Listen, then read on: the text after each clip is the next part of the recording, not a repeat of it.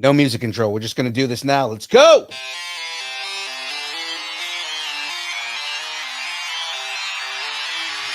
Well, I mean, that's music. I meant like the music that plays. You know what? Oh.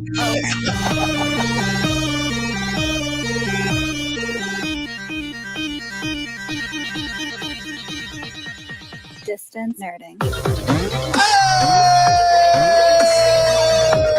Well, ladies and gentlemen, good afternoon. I know I didn't start the chat music and all that. We're getting right into this.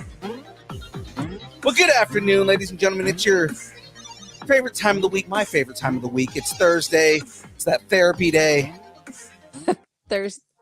So Taco Tuesday and Therapy Thursday? Yeah, because I need therapy, and we all know this. Yeah, you need daily therapy, though. I wish that were a thing. I can't afford it, so it's not something that happens. Well, ladies and gentlemen, it is Thursday.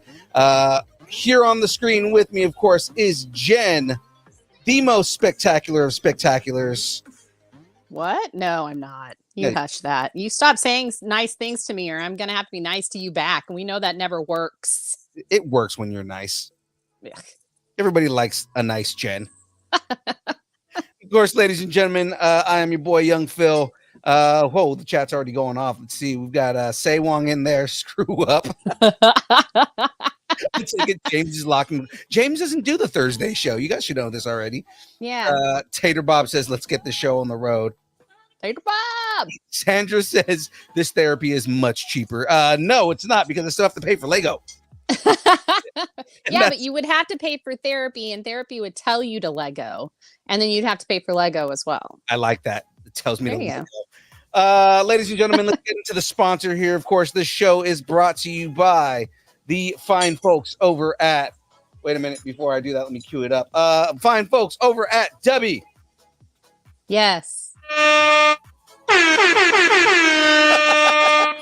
Debbie is a brand of energy drinks created to help focus concentration, reaction time with no jitters or crash. Debbie contains no maltodextrin, no sugar, no fillers, no artificial colors or dyes. Debbie contains Neurofactor. Neurofactor is a neurotropic derived from the coffee fruit. Neurofactor helps give your brain focus and clarity, while the 150 milligrams of caffeine and 3 essential B vitamins help you stay alert and energized. Find out more about Debbie, like Sandra Betty, like Tater in the chat. Find out more about Debbie at www.debbie.gg. Use the code NERDING10. Get 10% off your order. Whew. Jumping in there on that. I just like that you just like mirrored us a couple of times. It was like, woo, woo, woo. I was like, no, let's keep Jen in the front. Jen's much prettier than me. Oh, whatever. I'm just having a good hair day.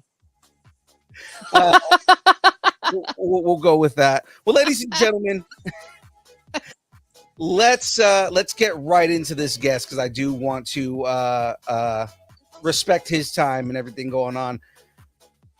An improv comedian who was part of Second City, part of the Committee in San Francisco, has worked on more than 100 films as a screenwriter, producer, director, singer, and began his career as an illustrator. Yeah, I was going to say he did animation on something. Like, I was looking at his IMDb like earlier, and it was like, he's an animator? Like, what can this guy not do? Done everything. And from the short conversation we've had with him already, he is absolutely hilarious. Ladies and gentlemen, a man who has been in almost every property you love. Yes. Yes. At least comedy properties and different things out there. Please allow us to welcome to the show the one, the only, Mr. Larry Hankin. Yeah. There's no fucking way I can follow that.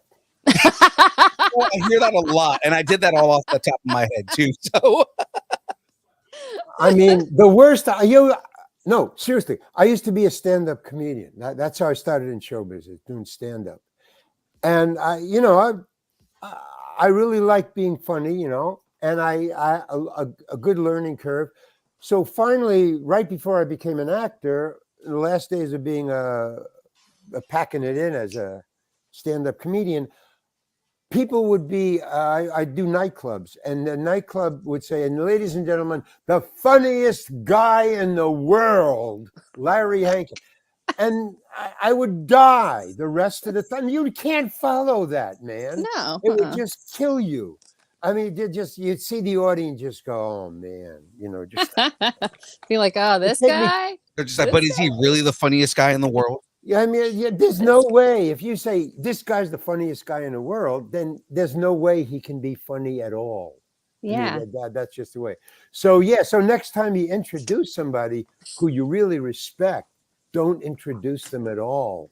Let the audience discover that, because now I'm not going to be funny. Yeah. That's okay. You don't have to be funny. Cool. Yeah. You can't have it all. Looks, No. talent. Okay, Funny? so what are we going to talk about? Larry, before we jump into all the questions and everything we've got going on. By the way, I wasn't an illustrator. I don't know where that came from. Yeah, I'm there's not like an something. You'll have to illustrator. look at that IMDb. It said you like animated something, like a short or something. Oh, I don't know. Maybe they just were like, Well, hey, I did a movie. I write fables in my spare time. I write fables, Mhm. like modern fables. Yeah. And so one of the fables, I made a video of me telling and then somebody said I should illustrate my story because I like to draw. Those are my paintings. I like to draw. Okay. But I'm not an illustrator. I never did that. So Mhm. somebody said, why don't you draw the cartoons to the story you wrote? So that's what I did. Maybe it came from there because in that that's film, I drew the cartoons. But I mean, that was the only thing I'd ever done. So And it might be when they wrote that, they were referring to the fact that you're an artist. So it could just oh, be, maybe Yeah. that. Yeah, because I have be that. a lot of paintings up on my. I was gonna say I was gonna ask you who those paintings were by because I like did them. I Yeah, did your eyes just draw right to them. It's Oh, nice. cool. Great. Yeah. Well, they're for sale for hundreds of dollars. Okay. So just go to my well, we'll talk about it later, but go to my Okay. website and you can buy them. Yeah, if you get them smaller, Mhm. those cost hundreds because they're really big. They're Right. prints, but you can get small ones and they're really cheap. Okay. So Everybody can have a little piece of Larry art. Yeah. There we It's go. cool. We do have something on our show, so we are going to get started. But we do have something okay. on our show before we do. It's called "Growing Up Geeky." So, and it's not man, about yeah. it's not about Ozzy being geeky, where he's biting off heads of bats and stuff. It is about what you geeked out on when you were a kid. Like, what was something that you were obsessed with when you were a kid? Fire. Fire. Okay, I was a firebug. you were. Mm-hmm. I mean, I was an arsonist, not a firebug. I was an You were an arsonist arsonist. You when I was like a kid. when you were a kid. I mean, how that was around 15. You want younger? Just anything that you maybe liked when you were a I kid. burned down. I can tell you what I burned down. Okay, let's I talk about what you burned down. for A this. billboard, a Mhm. huge roadside billboard, a massive billboard. I burned that down. Wow. I burned down a barn. I set it on fire and burned Mhm. it down. That was the biggest stuff. I mean, mainly it was ants. You like to burn magnifying ants. Oh, with the yeah. glass. I With a mean, magnifying glass. most And kids. then and then paper, and then Mhm. fires in lots and stuff. I loved fire. I guess that was my. Let me see if I have any other obsessions, any nerdy kind of weirdnesses. No, that was the big one. Yeah, that's about it. I mean, as far as obsessions go, Yeah, that's pretty good. fire. That's a pretty good one. I'll stay with It is. Yeah. I'll stick with that. Arsonist. Arsonist. You geeked out on being an arsonist. I love it. Or arsoning. Arsoning. There you go. I used to arson. I used to Hey, arson. Mom, I'm arsoning. I'm going to go arsoning.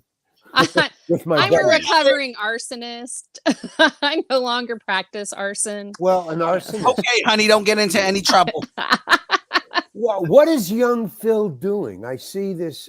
He's what is he doing? He's playing checkers with somebody.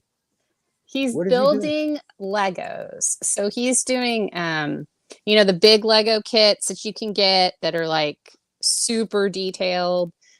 He's actually building that. He's doing Luke's speeder from A New Hope, right? Yeah, the gimmick on the show is we do an interview while I'm building Lego. Yeah. Is that serious? Are you serious? Yeah. He's Wow. built so Well, much. Nice tats, by the way. Oh, I appreciate it. Thank you. Yeah. It's all military related. I was in the military, so it's all like Oh yeah, what branch? I was in the Army. Oh, the Army. Ah, well, that's nothing. Yeah. I thought maybe you were a Marine. But Army, you want that? I was in special Army. Marines, yeah. Foreign Legion. Yeah. Foreign Legion. Yeah, Yes. the Marines. Yeah, they eat crayons. It's great. Oh my gosh, here we go. Licking windows. It's fine. So My dad was a Marine, so I give him crap about it. Oh, okay, man. cool. my dad was in the Navy. So Oh, even worse. Oh, cool. Well, no, I mean, all my relatives were, in the Army, and then not me though. no, Not you me. went a different direction. I went in a different direction. But my grandfather quizzed me on it. I mean, one day, it's really amazing. I should write about it. Yeah. One day he said, because they were hollering at me, I was doing, everything that I did, my parents disapproved of. I mean, it was, that. And so one day my grandfather came to visit our house. Generally, we go to visit my grandfather. Yes, And then yeah. grandma. We're going to grandma's and grandpa's. Okay. But he came to, so at some point he said, okay, we were in the kitchen. He said, everybody get out of the kitchen. I want to talk to my grandson. Now, I was about 18 or 19 at the time. I was ripe, and I was starting to think, the draft and blah, blah, blah. Mhm. So it was in the air. So he said, I want to talk to my grandson. I want everybody to get out of the room, out of the kitchen. So everybody left, just me and my grandfather sitting. This was like 18 and sitting at the kitchen table. And I saw them, but they wouldn't, they went out into the hall or the next room, whatever, but they were peeking, there's no doors to the That whole kitchen. Yeah, like that, yeah. So he said, now what are you going to do with your life? That was his first question. What are you going to do with your life? And I said, well, I'm going to do this. I want to do that. I want to be a painter. I want to do, but I never said that I wanted to go in the Army. I never said that I wanted to go to college. So, and those are the two big things that my parents were really. So I don't know. I don't remember the entire conversation. We talked about 20 minutes and they kept on coming and saying, no, get out. Not finished. Get out. He would kick them out. And then because they thought I was getting tired. And I guess they didn't like the way the conversation was going because they could see that my grandfather and I were kind of on the same page. Like, I think the clue, now this is really, I just came to, this is a quote from my grandfather, but at some point, just before they came in and said, okay, that's enough. He said, well, because I said, no, I don't really want to go into, I'm not thinking about going into the draft. I mean, the draft is kind of scary. It's, it's going to get in the way of what I want to do. I don't want to. So he said, and that was when we kind of merged and we were on the same page and we knew it. He said, he was the first generation from, I guess, Austria, I think. I don't know, some European country. So he was the first generation over. So my parents were the first generation born here. So I'm second generation. So he said, the reason that I left Europe to come to America was because of the war. I didn't want to be drafted. Yeah. So he came to America. So when he said that to me, that's when my parents said, okay, That's enough. You can talk, But what he says, he said, what was then they asked him, and I was listening. What was the upshot? You talked to your grandson. What do you think? And he said, he knows what he's doing. Leave him alone. Yeah. Leave him alone was the key word leave him alone. Great. Good grandpa. That's a grandpa for you. Oh yeah. That's the plus of grandparents, because the parents are stuck in we need you to do certain things, and the grandparents are like, no, let the kid cook, let him let him go. sizzle. Yeah. He So- said, leave him alone. Don't bother with him. He knows Absolutely. he's good. He's good. He's okay. Yeah. So that was kind of, and then from there I just kept that as my star, my guiding star, There you go. my North Star. And it turned out he was right, but there was like 20 years where I lost touch with my grandfather's message. And then finally it came around. Finally, I said, okay, enough of this bullshit. I'm going to do it my way. And it turned out okay. I think so. He was right. He was right. I didn't know what I was. You needed to cook. That was it. You just needed to cook. Exactly. I think we chased young Phil out of the room. I don't see his arm anymore. I'm still here. He'll pop in and out. So. Oh, okay, fine. Yeah. Yeah, I thought it was something I said. No. Trying to keep up with the chat, and I realized that we're not broadcasting somewhere, so I'm fixing that. Yeah. Oh, yeah, we aren't. I just noticed. We're okay, sorry. We're on not Instagram. Broadcasting? No, we are. We are. No, just not okay. on one of our channels, so I'm fixing that right now. Oh, okay, cool. Yeah. So let's talk about. We went from you wanting to be an arsonist. No. I'm kidding. That's No. He was an arsonist. You That's were. I was I'm an sorry. arsonist, and that was my jam when I was like 13 to 15. That was my jam. he was Sid in Toy Story, just like blowing. Exactly. Sid, I don't remember. I saw Toy Story. What was He was the kid next. that blows everybody, blows up all the toys. I don't remember that. I shut that out. I mean, it was too much. You didn't want to go back out, into that whole of wanting to, anyway. It's too neurosis causing. I don't remember that. I just remember the good parts. Well, so you've done a lot. We were talking about like you've done TV shows, films, write. I've done everything in show business that I could think of. Did you ever do vaudeville? Did I ever do vaudeville? That's a good question. No, I think it was. I think actually it was before my time, but I would have done it had I been. Had there been vaudeville when I was growing up, I would have done it. I mean, I did summer stock. I mean, I did everything. I did stand up. I did summer stock. I did real plays. I even did Broadway. I was even on Broadway. I opened for Miles Davis. I mean, you can't get any more disparate. Wow. Than you all opened of for that. Miles Davis? Oh, yeah. I was a funny guy. I used to be a funny guy, man. Miles Davis used to, the greatest pleasure that I ever got out of show business was I opened for Miles Davis, and Miles used to come out to watch me. That was like the best. Yeah. You can't get better than that, than getting Miles to come, until he went on, he would come, and then like 5 minutes before I closed, he would go backstage and get ready.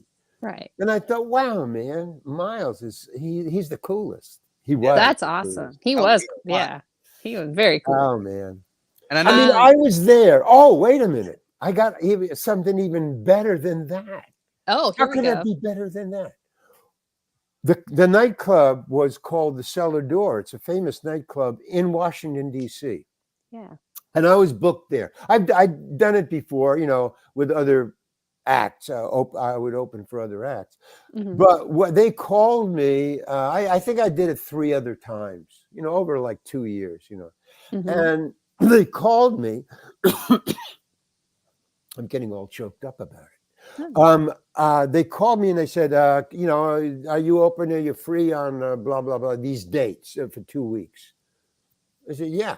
He said, okay, we got Miles Davis coming in and we want you to open for him. And I go, oh, wow, that is so cool. Great. Yeah, I'm there. I'll, you know, okay. So boom. Now it turns out that when Miles Davis opened the first night, and I opened for him. So he had never heard him. Nobody ever heard of me. You know, I was just this unknown funny guy that was opening for really cool acts. Yeah. And this guy, and so I went on, and Miles Davis, I didn't know this. I just, you know, it's opening night, but just get on and do your thing. But when then Miles Davis came on and he played, and that was really, really great. And then afterwards, the owner of the club, the guy who called me and said, you know, you got an opening date, we want you to open for him. He came backstage and he says, okay, you're going to do the rest of the 2 weeks. And I said, what do you mean? I thought you hired me to do 2 weeks. Now you're telling me on opening night, okay. He said, no, it's not that at all. It's that Miles Davis has in the contract that he has say over who opens for him. So when I opened for him opening night, he came out and watched me to check to see that this guy's going to be around for another 2 weeks, you know, or he would. So he came and said, yeah, the guy's funny. Okay. So I had Miles' blessing to open for the rest. Of that was kind of cool. But okay. So this is what I'm trying to say, even hipper than Miles Davis.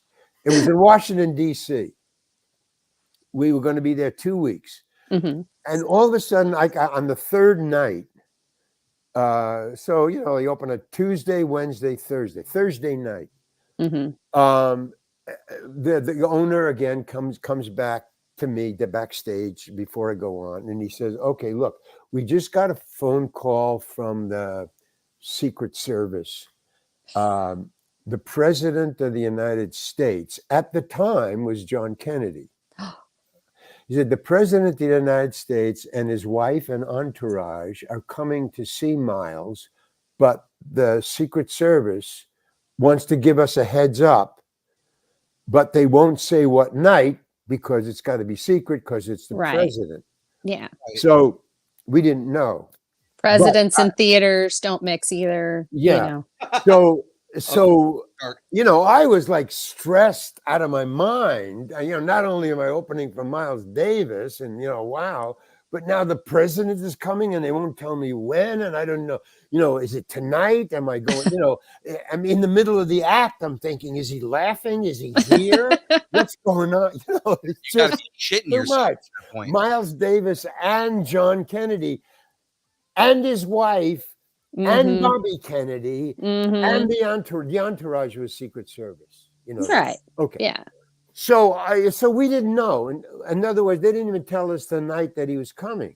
Right. We just didn't know. You just go on and do the show, and then after. So when I went out, he said, they said, I did my show, and then after I came off, they said, he's here now. And I go, oh my God, did he just show up? Or no, he saw your act. He saw So it's like, okay, cool. All right. You know, see, I did, you know, so then Miles came on. All right. So right before Miles came off, because I knew what his closing number was going to be. So I hid in the nightclub, in the act where the audience sit. Right. I just sat behind something. I mean, I didn't hide. I just sat in a regular chair, but out of the eye line, but I could, you know, peek around because I wanted to see. Okay, so as the audience, you know, dispersed after the show, and there was a group of people who just stood right in front of the stage. Yeah. I guess there was about 15 of them, and they just was in a circle, you know, like a huddle. Right in front of the stage. And I figured, well, that's them because everybody else split. Right. They shut the doors.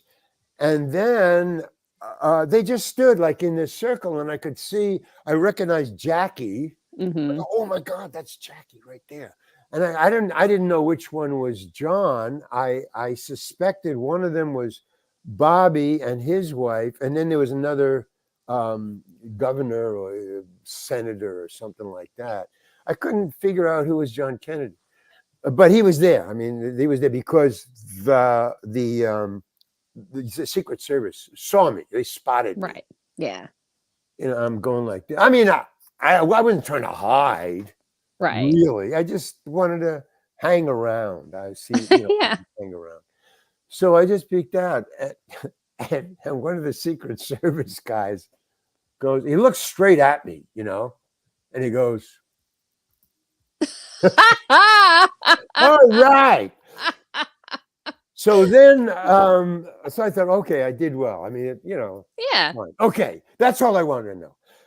But what they were doing, standing there, this group, was they were waiting for Miles Davis to come out from backstage. I mean, so there's Right. nobody there except this huddled up group in front of the stage, and then the rest was, and me, Yeah. go hiding behind something. And then Peering finally, from around the corner. Miles came out, comes out from Mhm. backstage, and he comes out, and he was immediately, kind of like swallowed by the huddle. He just kind of Right. went in, and it was, so obviously it was him and John Kennedy were talking, Mhm. and I'm going, oh wow, this is so cool, the two of them, and the Secret Service. Okay, so at one point, and I'm saying, well, I wonder what they're talking about. Are they talking about politics? Are they talking comedy? What? I couldn't hear it, Mm. but I could see now. There's a point to all this. You're It's fine. going I'm on and on. enjoying the story. Oh, okay. On the You story. you put This is Miles good. Davis, JFK, Jackie Kennedy in a Yeah. nightclub with you. Yeah, Keep I mean, talking. let's go. Yeah, so I see him coming. He goes in. So now I could see Miles it's kind of short. He was shorter than everybody else. I don't know how tall he was. I mean, I'm tall, so everybody is short. But anyway, I couldn't see him. I could kind of see the top of his head in the middle of this group. I could see Miles, and I didn't know whose head was John Kennedy's. I couldn't, because maybe his back was to me or whatever. But one of them, I mean, one of the suits, not the the Secret Service, but it was one of the senators or Bobby, I don't know which one, also turned to me and said, yeah. So I'm thinking, yeah, they saw my act. So obviously the president liked it because everybody Yeah. else in the group liked it. So, okay. But I could only see the top of Miles' head. And at some point, so they were talking for about 5, 6, 7 minutes before this happened. Mhm. I'm sitting there watching for it. And I'm like, wow, they're talking. I wonder what they're talking about. And all of a sudden, I see Miles stand up on his tiptoe, and his head comes up above them and looks straight at me like he knew I was there the whole time. He must have saw me when he came Yeah. out from backstage. He just saw him. He goes up on tip. Oh, well, I got to explain what he did. In one of my bits in the show, was I said, because I was talking about cops and motorcycle police Mhm. and Hell's Angels, because I Right. had just bought a motorcycle. So I was talking about that. But I was saying, because it's in New York City, they have parking enforcement police, writes Yeah. tickets. They ride around on motor scooters. They don't walk around, and they're not in a police car. They're on these little Vespas. And they, Yeah. and they ride, okay. Which is cool. I always thought that was kind of funny because I had a motorcycle. Right. So I always thought it was kind of funny. So then it came to me, and I put it in my piece, but it was a long lead up and everything. And I said, the funny part is that there's these cops, which is the law, and they're on these little Vespers going, and they would do that. Write a ticket and go on. Whereas motorcycles, guy, blam, blam, blam, blam, blam, blam, like that. And I thought, motorcycle guys, Hell's Angels, were New York City ticket writers that made it. So that was in my piece, you know. Yeah. Okay. So Miles Davis just rises up on his tiptoes above the thing, and he looks straight at me, and he goes,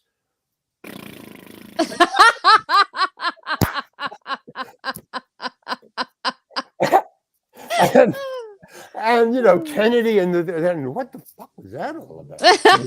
And then he just went back down and continued his conversation.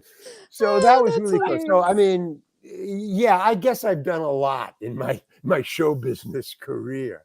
That was like a highlight. I mean, I don't talk about that much, but somehow you mentioned it. So yeah, I think this is the first time I've ever told anybody. There's nothing wrong with it. It's just that's amazing. You definitely have to write a book now and include that. Well, I wrote a book about my show business days, and I would record. I recorded it, and then they typed it out, and that was the book. And it's called That Guy. It's on sale on Amazon. It got great reviews, by the way. Got four stars out of 5 on Amazon. Oh, that's great. Yeah. But I didn't remember this. I mean, when I was telling this, it was 2 years ago.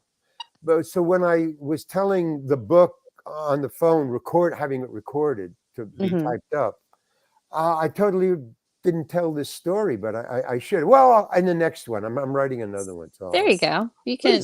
I guess it's a good story. It is a good story. That's a really good story. Yeah, but I mean, when I'm forced to, not in any real manner, but I mean, when I'm talking about show business and people are talking about show business, and I just had my 2 cents, this story would be a good one to bring up. It just totally slipped my mind, but that happened exactly as I just told it. Verbatim. That's amazing. Cool. That like it's a great story, and I mean, you got a nightclub, you got Miles Davis, you got a president that everybody knows. Right. I mean, it's not like a Harding or like a, I don't even know, like Spiro Agnew. Well, no, a lot of people know who Spiro Agnew Trump. He was a president once. At one point. At one point. Hopefully. I'm not going to say anything. No, we're just let's keep it PG, people. No, he's not like doing it for Harding. Like who remembers Harding? One I know. It's about Warren G. Harding. Come on, Warren G. Harding. Warren G. I'm down with Warren G. Bush. There you go. It wasn't Bush. Wasn't Warren G. Harding? Yeah. So yeah, it's cool. Yeah. I mean, in my now as far as show business, not there's other famous people in other venues, right. But I think I met an amazing amount of really hard to get to. I mean, I wrote a movie with Bob Dylan. Oh, that is so cool. Okay. Yeah. Well, I mean, we need to hear that story now. Absolutely. Well, it's not funny because in my mind, it's not as big a deal. But I mean, it was at one time for me. Well, yeah. Back in the 60s. I was a Dylan fan. I met him, and then we got to talking, and then we wrote something together. It never got done because it was just too far out. I was gonna say, so it was too poetic as a film. It was too poetic, but it was great. It was really he loved it. Hey, there you go. Yeah. I was gonna say, so what kind of weed did you enjoy with Bob Dylan? No, nothing. Didn't get high at all. Really? No way. Yeah, I mean, it didn't even come up. It did. Now, it was at Woodstock that this all happened. So there was. It was everywhere. It was everywhere, and we knew it. And I mean, it was nearby. And as a matter of fact, this something like just came to mind because you said drugs and Woodstock. I remember in all the association that I had with Bob and I can call him Bob because everybody else did. Yeah. And Robbie Robertson and the band. I mean, they were all, Big Pink. It was Yeah. that time. So I was at Big Pink, and when I was talking to Robbie. So no time, and I was at Big Pink, and I met the band, and we hung out for Right. a day or two or three. I mean, this wasn't for a long time. This was Right. while I was writing, and Bob would check it out. All right, I'm telling too many stories at the same time. Oh yeah, so the only drug I witnessed at all, but it was all over the place, but I never saw it, even though I was smoking grass other places in the United States. Yeah. In Woodstock, it just didn't happen. Not that Mm-hmm. everybody's hiding it from. No, it just didn't come up. That I was at a girl's house one evening in Woodstock, and there was a knock at the door, and it was a guy who was obviously high. I mean, he was a druggie. I never saw him. She didn't know him, but he knocked on the door. He goes, and he said, "Hey man, can I use your bathroom, man?" I go, "Oh man, I don't know. No, please, man, I gotta go to the bathroom." Okay, but just make it fast. And I walked him to the bed. I asked her, I said, "Hey, there's a junkie at the door. Go to the bathroom. Let me just let him go to the bathroom and I'll get him out of here." So she said, "Yeah, okay, fine. Yeah, all right, come on." And I walked him to the bathroom. Go in there. And he shuts the door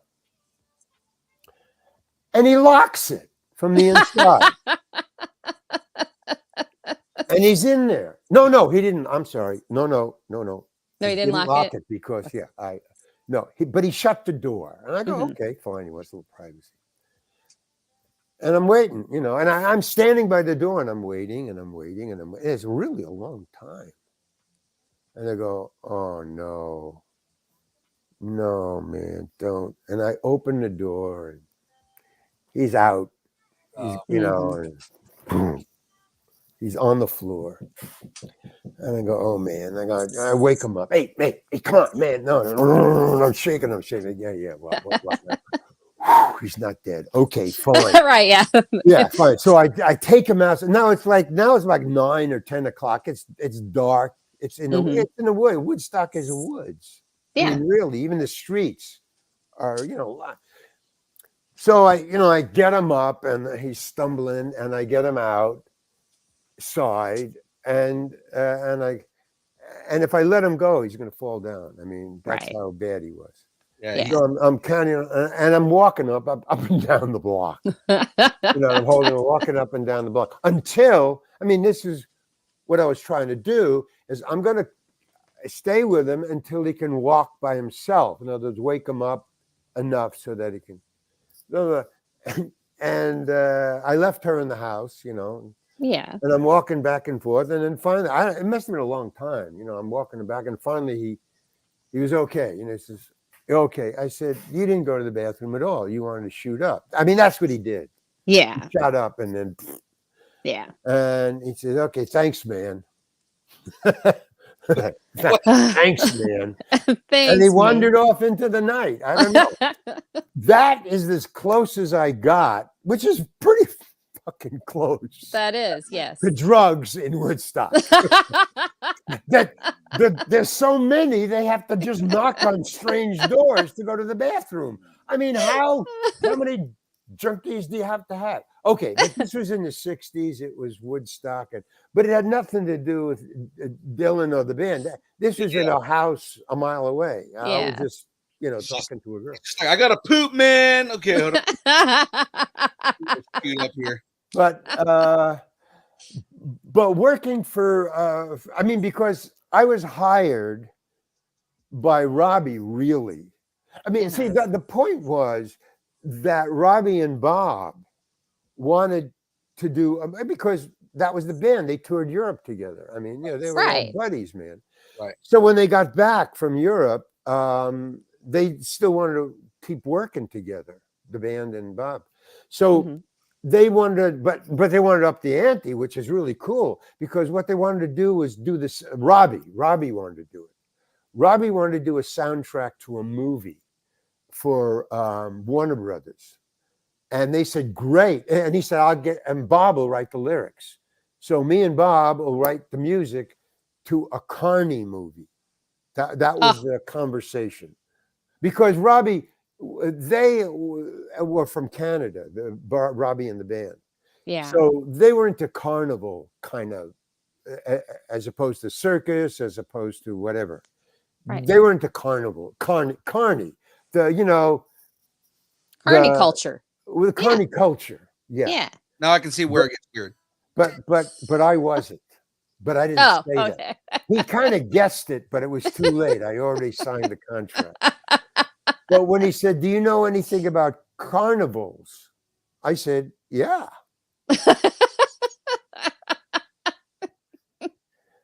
And he goes, "Okay." And then we signed the contract. And then he picked me up at the bus station because I had to take a bus from New York to Woodstock. So yeah. And Robbie came and picked me up. And while we're driving to Woodstock, to the house where I was going to stay for a month, I think, we were talking, and he started to quiz me. I mean, just conversationally, not like a test or anything. Talking about Carney stuff. And I had no idea. And he said, and finally, the conversation was getting more one-sided, and he started to wake up to the idea that, and he finally said, "You don't know anything about Carney, do you?"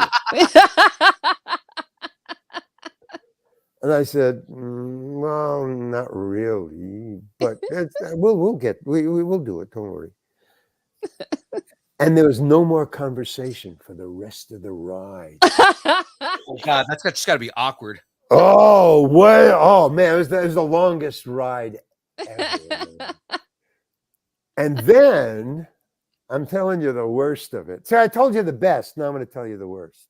Okay. So then we get there, and he pulls up. He said, "Do you mind before we get out?" Because I was going to rent my own house. I was getting that much money. But he was going to drive me to the real estate office in Woodstock, and I was going to rent my own empty house, So he said, "Before I drop you off to the real estate office, I just got to stop off to my house, to his house, and drop off something for my wife, some package or something." So I said, "Okay." So he said, "Do you want to wait in the car? And I'm just going to run in and drop this off, and then I'll come right back and we'll keep going." He says, "Because you can." I mean, he's very, very kind, very sociable. He's really a cool guy. And he said, "Do you want to wait in the car? Or you can come in and sit in the living room. I'm just going to drop her off, talk to her for a second, and then we're going to go." I said, I'll wait inside. It's cool." So he said, "All right." So I'm sitting in the living room, which is off of the kitchen. Now, she was in the kitchen, so I never really saw her at all. She was in the kitchen when we walked in. Yeah. Living room. And he said, "Okay, wait here, and I'll just give her this, and I want to talk to her." So he goes in there, and they're talking about something. And I hear them whisper. They're all of a sudden they start to whisper. And why are they whispering? Before they were just talking. Right. So I moved a little closer. Now I'm starting to listen as opposed to looking at the stuff in the living room. Right. I'm starting to really and I hear him say, "But he doesn't know anything about Carney." and she, but it wasn't he doesn't know anything about Carney. That wasn't what I heard.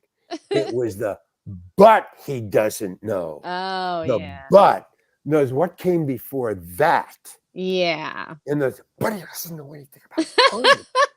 And she's whispering at the top of her lungs, because they're arguing. She says, "You treat him very nicely. As he's your guest, and he's gonna write it. You go back out there and you just." Oh my God! His wife is standing up for me. She doesn't even know me, and the guy who hired me is trying to get. Oh man, this is awful. I mean, the next month is going to be just downhill from here, and I just showed up. He says, so he comes out and he goes, "Okay, let's go to the real estate office." And he just pulls up. He says, they know you're coming, you know. Vroom. And he's worried because it was his idea the whole thing was his idea. Right. Okay, he dropped me off. I got the house. You know, it's just a cottage. I mean, no Right. big deal. It was just someplace to live. Now, what I didn't know, and it was really a cheap kind of price. I mean, it was a couple of $1,000s, but it was a cheap price. Right. It was a nice house. Nice Right. place. I mean, and it's like what, upstate New York? Upstate New York. Yeah, that's not a Woodstock. bad price for upstate New York. It's Yeah. great. A nice kind of neighborhood. There's no real neighborhood. There's a lot of trees. Okay, but and here's my but, nothing to do with anything else but the real estate people. All they showed me were pictures of the house. You know, Right. from this side, from that side, the entrance, the garage, the driveway. And I said, okay, cool. You know, I mean, I just wanted to get busy with the writing. Yeah. I wasn't interested in the house at all. Yeah, Yeah, great. That's great. Yeah. Okay. I can afford that. Yeah, great. Thank you very much. Okay, boom. And then I rented a car and drove by the map he gave me to the house. And I'm thinking, wow, I got a house, I got a car, I'm in Woodstock, I got plenty of money because they said there's plenty of money. And I walk into the house, it's totally empty. There's nothing in there. No rugs, no shades, no bed, nothing. It's totally empty. Nothing. No dishes, no forks, no chairs, nothing. No bed. Oh my God. So then I had to go buy a mattress. And I put it on the top of the car.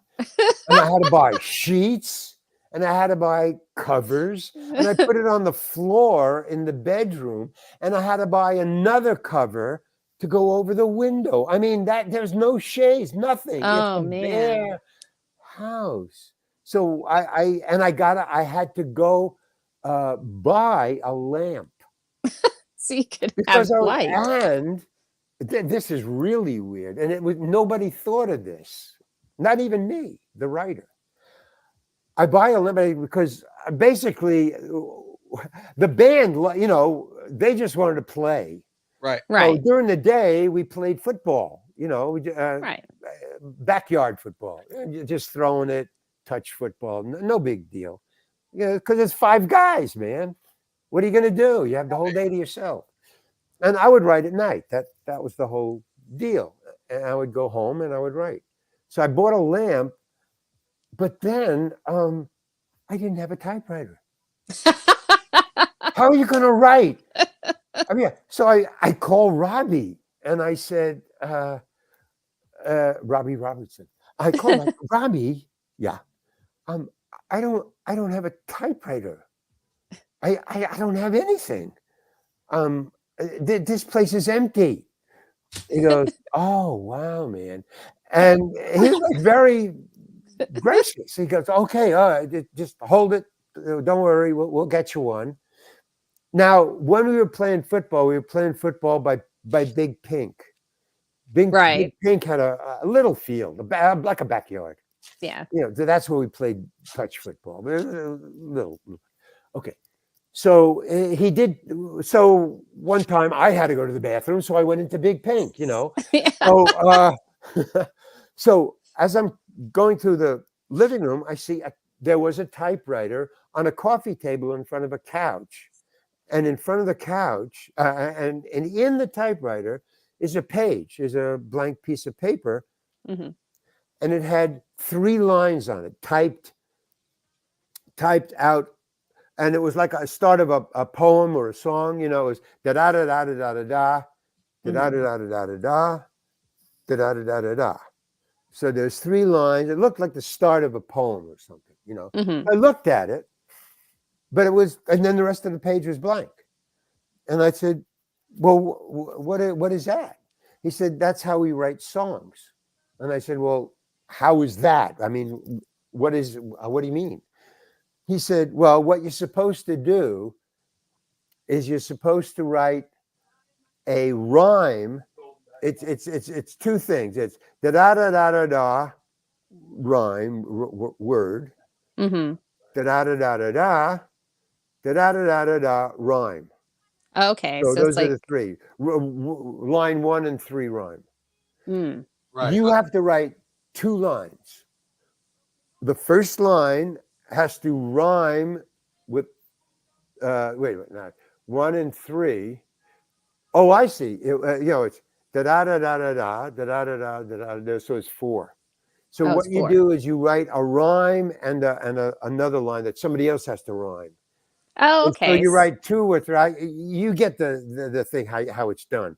I can't figure it out, but It's basically like somebody writes something and then somebody has to pick it up and then they write something and then the next okay, person does it, like yeah, a round robin. right. But so in other words, the obligation is to start with a rhyme to somebody else, Right. plus one that somebody else has to rhyme to, plus a blank one. Yeah. Okay, so he I- says that's how we write songs, and I thought, wow, that is so cool, and that's how because I write songs too. I Oh, mean, that's not to great. sell, but I write poetry. I'm just a writer, and sometimes I'll get Mhm. a poem, sometimes a song, sometimes it's oh, here's the start of a fairy tale. Okay, so I've used that. I call it the Robbie Robertson, no, the big pink way of writing Mm, a song, and it works. It really is cool. Unfortunately, I didn't know it. Well, I think I did before I started to write what they wanted, which was right. a movie, a Yeah. screenplay. But I couldn't figure out. I mean, I didn't even know what a screenplay looked like. That's how naive I was. I didn't know Yeah. what. I had never read a screenplay, or even if I did, I didn't know how to start one and what the contents of it were. Beginning, Yeah. middle, and an end. Right. I just said yes when they said because they thought I was fun. Because Bob, who had seen me in the Village, that's where he saw me. I saw him, and when I saw him in the Village in the beginning, before he was Bob Dylan, Mhm. I walked out on him. I thought he was awful. I didn't even hear the words. His playing and his voice were awful. I just said, and everybody said, you got to go see this guy. It's Bob Dylan. He's going to be famous someday. And I went, to a coffee house Right. because I was also working part-time. So, and I was, I saw him in a Mhm. coffee house. Right. The Gaslight, which is a famous Yeah. place. Right. I saw him in the Gaslight, and I walked. It was packed, man, because everybody came to see this guy, Bob Dylan, man. It's packed. It was so packed that once I got in the door to this coffee house, I couldn't go any further. That's how packed it was. In other words, if the place caught on fire, I'd be the first one out. That's how packed it was. Wow. The back door was right here. Yeah. And so I'm Talk here, about I'm here, standing here. room And only. this little guy comes walking in with a 12 string. It's Bob Dylan and surrounded by 15-year-old girls. Oh God. And I'm Oh, saying, how do goodness. you do that, man? How did you do that? I mean, and then when I walked out, as soon as I walked out, I'm thinking, oh no, this was months later. Months and months. When I finally heard it, a friend of mine, stuck my head into a speaker. It was Bob Dylan. He's playing Bob Dylan. Oh, we were going to go to a movie together, me and my friend. Yeah. And I came early, so he was still eating dinner. So he came out. He said, "Wait," and he said, "I'll put on a record. Just wait in the living room. I just got to finish my Eating. dinner, and I'll come out and we'll go. But I'll put on a record." So he said, you want to hear anything? I said, "I don't care. Just put on music. I'll wait here." So he puts on a Dylan album, and that's the last thing I wanted to hear because the last I heard was, I walked out on him. Dylan, and he was Tambourine Man. Oh, yeah. So see, the first thing he puts on is Tim. Now he says, I put on Dylan. I said, oh well. He said, you like Dylan? I don't know, not really. Okay. And he puts on Dylan. I said, I didn't like Dylan. He said, yeah, you're going to have to like him. If we're gonna be friends, you're gonna like Dylan. Yeah, exactly. And he said, okay. And he picks out specifically Tambourine Man. And it was, okay, he puts it on. And he had a good sound system, whoever this guy, I don't remember his name, but he put it on. Okay. So it's a good, so I'm sitting there and is playing and I'm just sitting and I don't like it. I'm just waiting for him to get finished with dinner. And I hear from the kitchen, I said, it's like 3/4 of the way through Tambourine Man. And I hear my friend yell from the kitchen, well, you like him yet? And I go, nope. And he comes out. He comes out into the living room and he goes back to the beginning of the song. Oh. And he says, listen to it. And he goes back in. Now, I respected this guy. I mean, he's a cool guy. So, he goes in and I'm listening to it. And about halfway through, I hear, well, he says, I don't know, man. It's not working. You're gonna listen to it again. Okay, that's exactly what he did. He came out. No, but here's what he did. He got me up. He says, get up. So I get up off the couch and he brings me over to the speaker. Now, this is an expensive speaker that he has. And he says, and he gets down on his knees and he sticks his head into the speaker. And he goes, do that. Get down here. Put your head near it. And I go, and I'm, it's like, okay, if this is what it takes to go see a movie with my buddy, fine. I mean, this is like all fun and games to me. It's becoming ridiculous. So I get down and I put my head near the thing and he said, okay, now you listen to this. Okay, you listen. Okay, and then he goes back in. And then about halfway through again, he yells, well, that's all I hear. Well, and I go, well, that Starry Sky, one hand waving free. I kind of like that. Oh, you do, huh? Okay. And then he comes out and he starts it from the beginning. So okay, now listen to the whole thing from the beginning and the same thing, but one hand waving free. Yeah. But listen to the beginning and all the way through. Right. Okay. So I did. So that, I said, oh, great. But now years later, and I don't know what the difference was, but years later, when I was hired, I had already been a fan. So that's where I blah, blah. But in the beginning, no, I mean, friends would just like say, you got to like this guy. What are you crazy? What are you crazy? No, but see, that's the background that I came from. That's the growing up. I didn't know about hippies or long hair until I was out of college. I mean, that's so far behind the curve I was, and probably still am. I mean, I worked in Greenwich Village for about 6 months.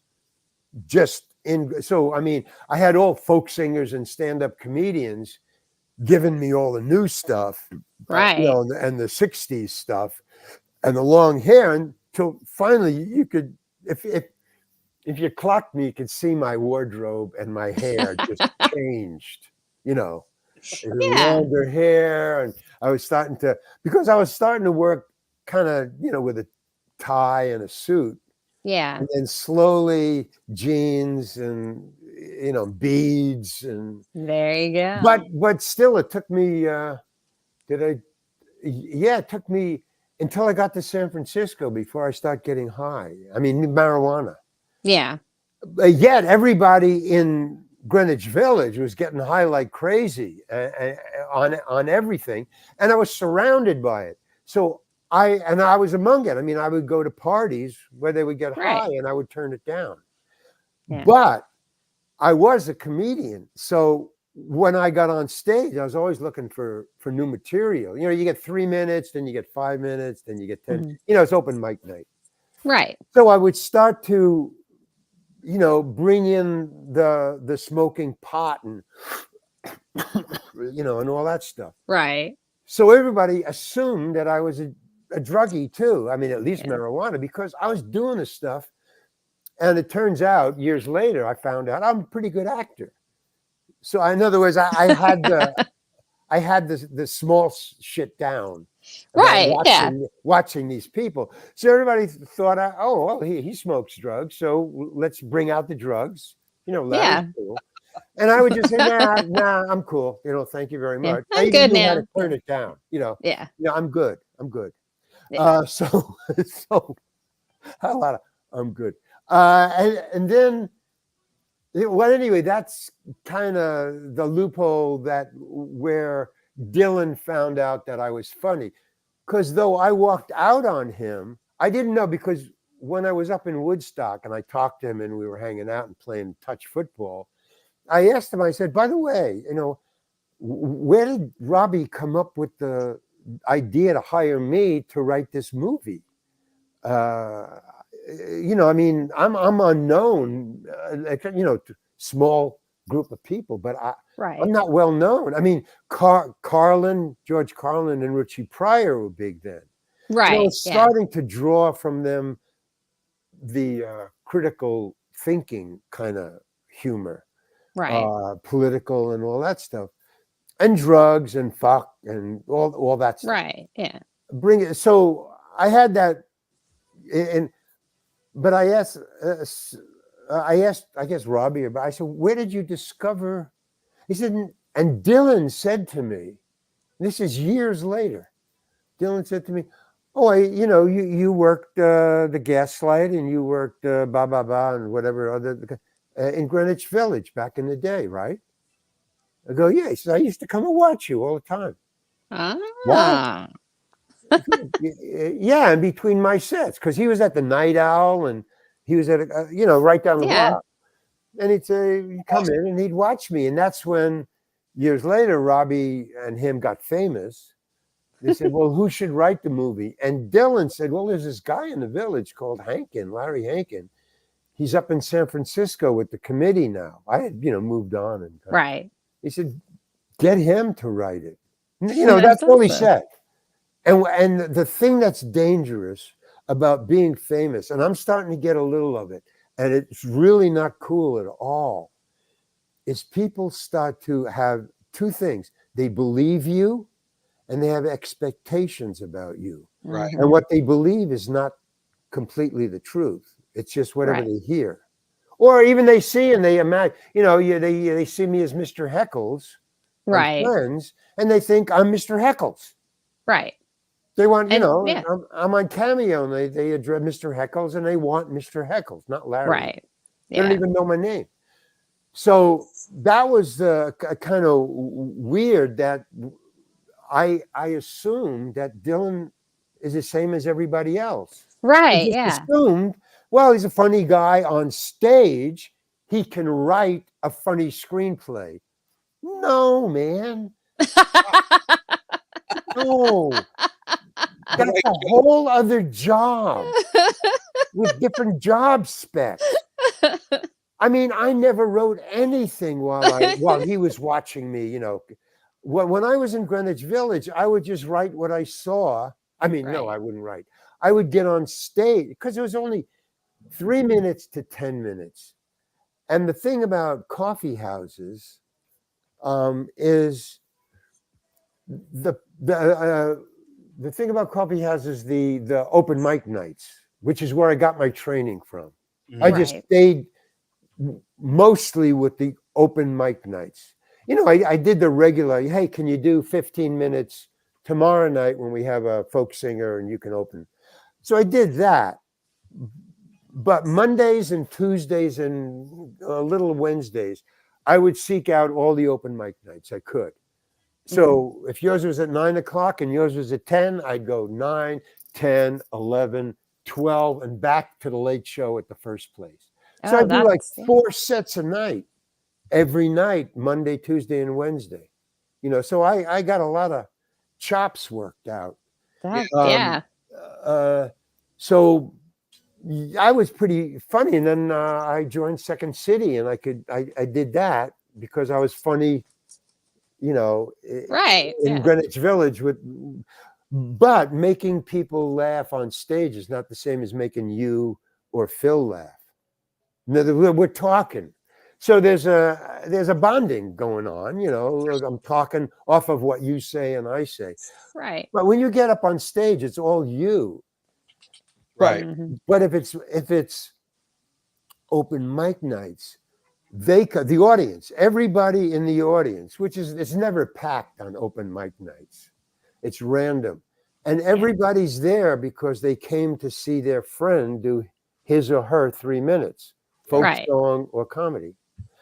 Well, the open mic night audiences, all of them, no matter where you go, they're very kind and open-minded about your set because they don't want you to boo their friend when their friend gets up there. Yeah, exactly. So everybody is cool. I mean, if you're funny, they'll laugh. And if you're not funny or boring, they'll sit very nicely and wait for you to finish your 3 minutes. I mean, big deal. I got 3 minutes to kill. That's why I'm in here in the first place. Right. You know? Exactly. And the coffee is cheap. I'll wait for you to get off so my friend can go on. And everybody in the audience on open mic night is there because of their friend, mostly.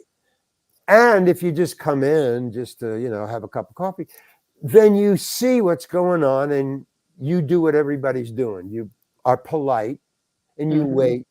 So that's the greatest training ground in the world is open mic nights. I mean, I wouldn't be me if it wasn't for open mic nights. And within 6 months, I had a real manager, and I was a stand-up comedian I was opening for Woody Allen, man. That's awesome. There's another one, Woody Allen. I mean, I don't think like that. I mean, I don't think about that until somebody, you know, podcasts. I find out who I am or where I've been. Where you been? Yeah, it's like, I don't know. When I was growing up, when I was living at home, I didn't know what I did all day until my mom says, well, you know, what'd you do today? Right. And then I would tell her. But until I told her, I didn't, you know, right. I was playing with, you know, Georgie. You know, he was, we went to the thing there, you know. Until somebody asks me, I just keep going that way. Exactly. That way. Which is kind of cool, except sometimes you hit a dead end. Right. Then you have to turn left or right. Back up just a little. But that's why I was so, well, I guess Far Rockaway. I grew up in Far Rockaway. There was no long hair in Far Rockaway, no drugs in Far Rockaway, no politics in Far Rockaway. And my parents were weird. I mean, they were like extremely conservative. Let me put it that way. Yeah. Really conservative. Almost like, wow. You know, like wow. Like wow. And I couldn't understand it. Here's. Am I taking up a lot of time here? No, you're fine, man. Keep going. Yeah, we're just I'll tell you, absorbing all of it. I mean, we do have questions, but you kind of are going over them. So well, there was one other, you know, bizarre. It slipped my mind. I can't think. There's another one that I never thought of until a couple of seconds ago, and it just went through my mind and. It's gone. Anyway, it'll come back. But it was like one of these odd, you know, me against the world because it's the wrong situation and I don't understand. Okay, here's a secret. I'm dyslexic. I have dyslexia. I was born with it. Oh wow! So my dyslexia affects different parts of the brain in different ways. Right. There's a certain sameness to the nugget of it, but it affects it in my way. It affects linear input. In other words, I understand what you're saying, Mhm. So there's no miscommunication, blah, blah, blah, blah, blah, blah. But if you ask me 10 minutes later what we talked about, it's a hit or miss whether I remember it. If you ask me tomorrow, I'll remember it. But Oh, wow. yeah. And I think what it is, it's a lag in processing information. Because in other words, if I sleep on it, it's processed. So Oh, it's okay. like I heard it and everything's fine. But there's a lag time where, like, I'm going to do a one-man show pretty soon of stuff that I wrote for the one-man show. Wow. Now, I did it for 2 years on and off Mhm. while I was being an actor in Hollywood. That was, I was going to auditions. I was an actor. Right. Yeah. Didn't do any, but in between acting, you got like sometimes you'd have 3 months, or at least me. I'd have 3 months in between gigs. So you got to make enough money in the one gig, acting in a movie, to Right. carry you through the times when you're just auditioning and not getting jobs. So that's why the prices for actors are so high, because they don't work that often. So by the time I get to my next job, I'm down to my last, couple of bucks. I mean, Right. so it's so in the beginning, I guess, yeah, I would do a show when I could, and I could memorize, and I'd have a time to memorize it, the lag time. Right. Right. Okay. I was So, gonna ask you, like, how do you memorize lines with stuff like that? well, over and over and over and over and over and over, just repeat it, and it takes me a long time. Right. So sometimes I would have to turn down a job because there wasn't enough time for me to memorize the part that they want me to do. Gotcha. That makes So sense. I couldn't do a lead in a movie. There's no Right. fucking way. Do I you mean, the lag time would be too long. I need a couple of months to memorize a lead. Right. I was gonna say, do you think that's what like made you more into improv? Because then you could Oh kind of make man, it up as definitely. You're right on, man. That's a yeah. right on Okay. Yeah, question. that's awesome. I wanted to stay in improv for the rest of my life. It was just that the theaters closed down, or I was hired to go somewhere else, or I was let go because they had too many people. The whole thing Right. with improv is like a band. Yeah. Yeah. If it's too many people in the band, then it's an orchestra. So that's the wrong vibe. And you got to keep it have 5 the right people. trust vibe in there too. Yeah, but I was really good at it, and I loved it because I didn't have to worry about my dyslexia. Yeah, and in the beginning, that's how I got to become an actor, because they would come up, watch the show, and hire me. Mhm. Oh, us. I mean, they'd hire all of us. Yeah. Randomly, one at a time. But because we were up in San Francisco and they came and hired us, they would always hire us for something small enough where I could memorize it in a day. Yeah. Like Mr. Heckles. Now, I was in 5 shows, so that's a lot Right. to the public. They know me as Mr. Heckles, but each show that I had to do, I had maybe a page. I would just come in and out, and that was perfect for me wanting to be an actor and for my dyslexia. But then, as the years went on, I became more and more, I guess, famous. I became better actor too, and the Right. parts became bigger that I went up for, until finally I had to start turning down a lot of, because I knew they would say, "Well, why? Well, why don't you want to do this?" And then I would tell them, well, I can't memorize it in time. This would take me a week. Yeah. And then what I had to do, not that that I had to do, but my agent, thank you, Knights of OA. What I had to do, and my agent knew that I had dyslexia, and that there was a limit to the amount of time given to memorize before I had to do the part. Right. So he wouldn't send me up for parts that were he knew already. Right. But even still, he would say, "Yeah, don't you want to try? Because such a great part, you know." Right. Oh, Yeah. come on, Larry. You know, I said, "Man, it's. I know the money is great, but the time that I would have to use to memorize what they need." Oh, and then finally, the straw was Bryan Cranston. There's another one. Hey. Bryan Cranston. I did Breaking Bad, Mm-hmm. Right. and sure enough, they said, you got to do it, man. It's a Breaking Bad. And I'm thinking, I'm a fan of Breaking Bad. I got to do it. I got to do it. Yeah. So I went in and I auditioned. The audition is only half a page, Right. Right. But I got the part, and I in the hotel and well, the last one, I went up twice. I've done 3 Breaking Bads, Mm-hmm. 2 Breaking Bads and El Camino. Yeah, the movie. 2, I went up on. I didn't make it. I forgot my line. I couldn't memorize it in time. I thought I did, or I wouldn't have showed up. I showed up and got in costume and blah, blah, blah, but I was with Bryan Cranston.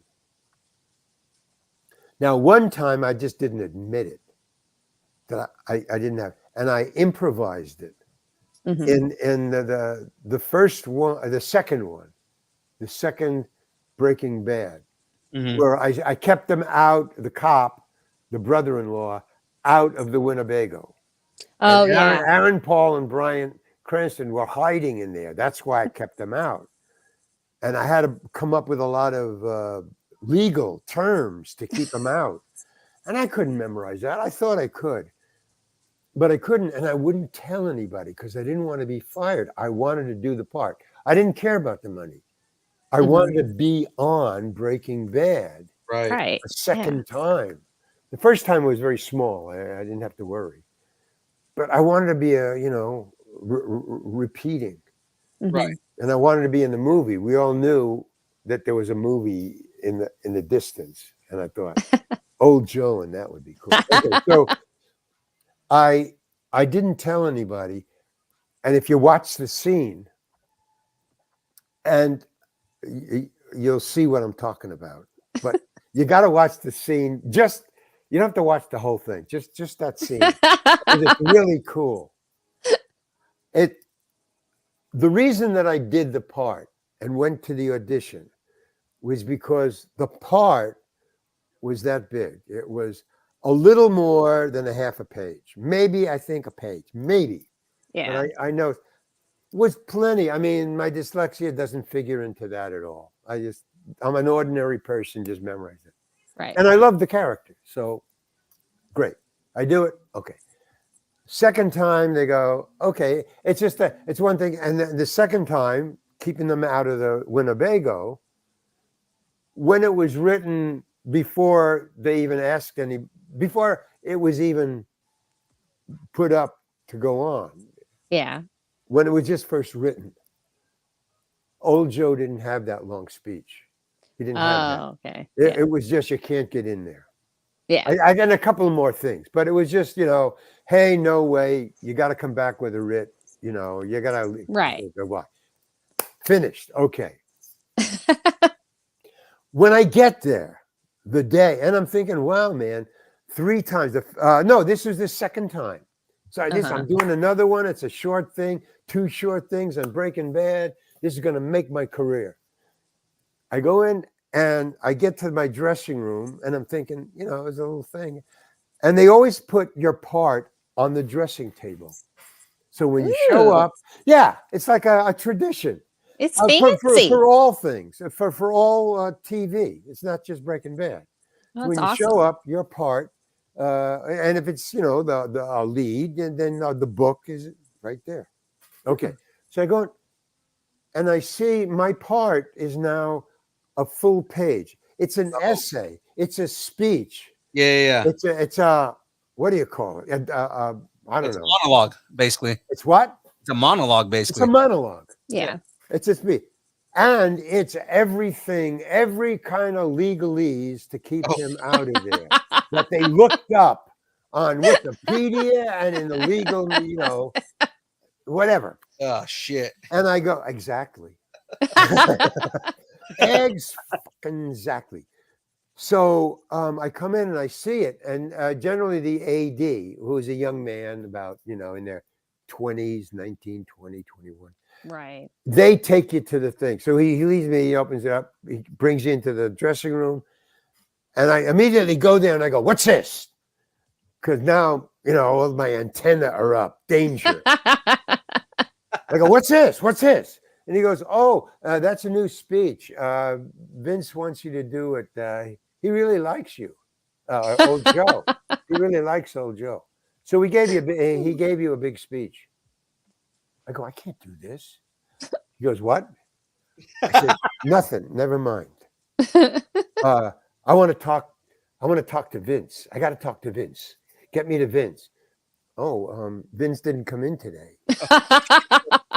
Oh shit. Okay. All right. Anything else? And I go, oh man. Oh, and that's all I'm doing. As I'm not saying anything. I'm just going, oh man. Oh, I don't know what I'm gonna do, man. And he starts to leave. And I said, where are you going? I don't know why I said, where you going? But he wants to get out of there because this guy's crazy. I'm just, oh, man. He says, I got to go back to the set. Goodbye. So I said, well, okay. And so I decided right then and there, I'm not going to tell anybody. I'm going to improvise this. So I try to read it over a couple of times, to see if my brain is working and it's not. Yeah. The dyslexic is there. Yeah. I said, okay, I'm going to make it up. I'm going to make the whole thing up. I don't care. I'll get fired. Because this way I'm going to get fired. If I can't do it, they got to fire me. Right.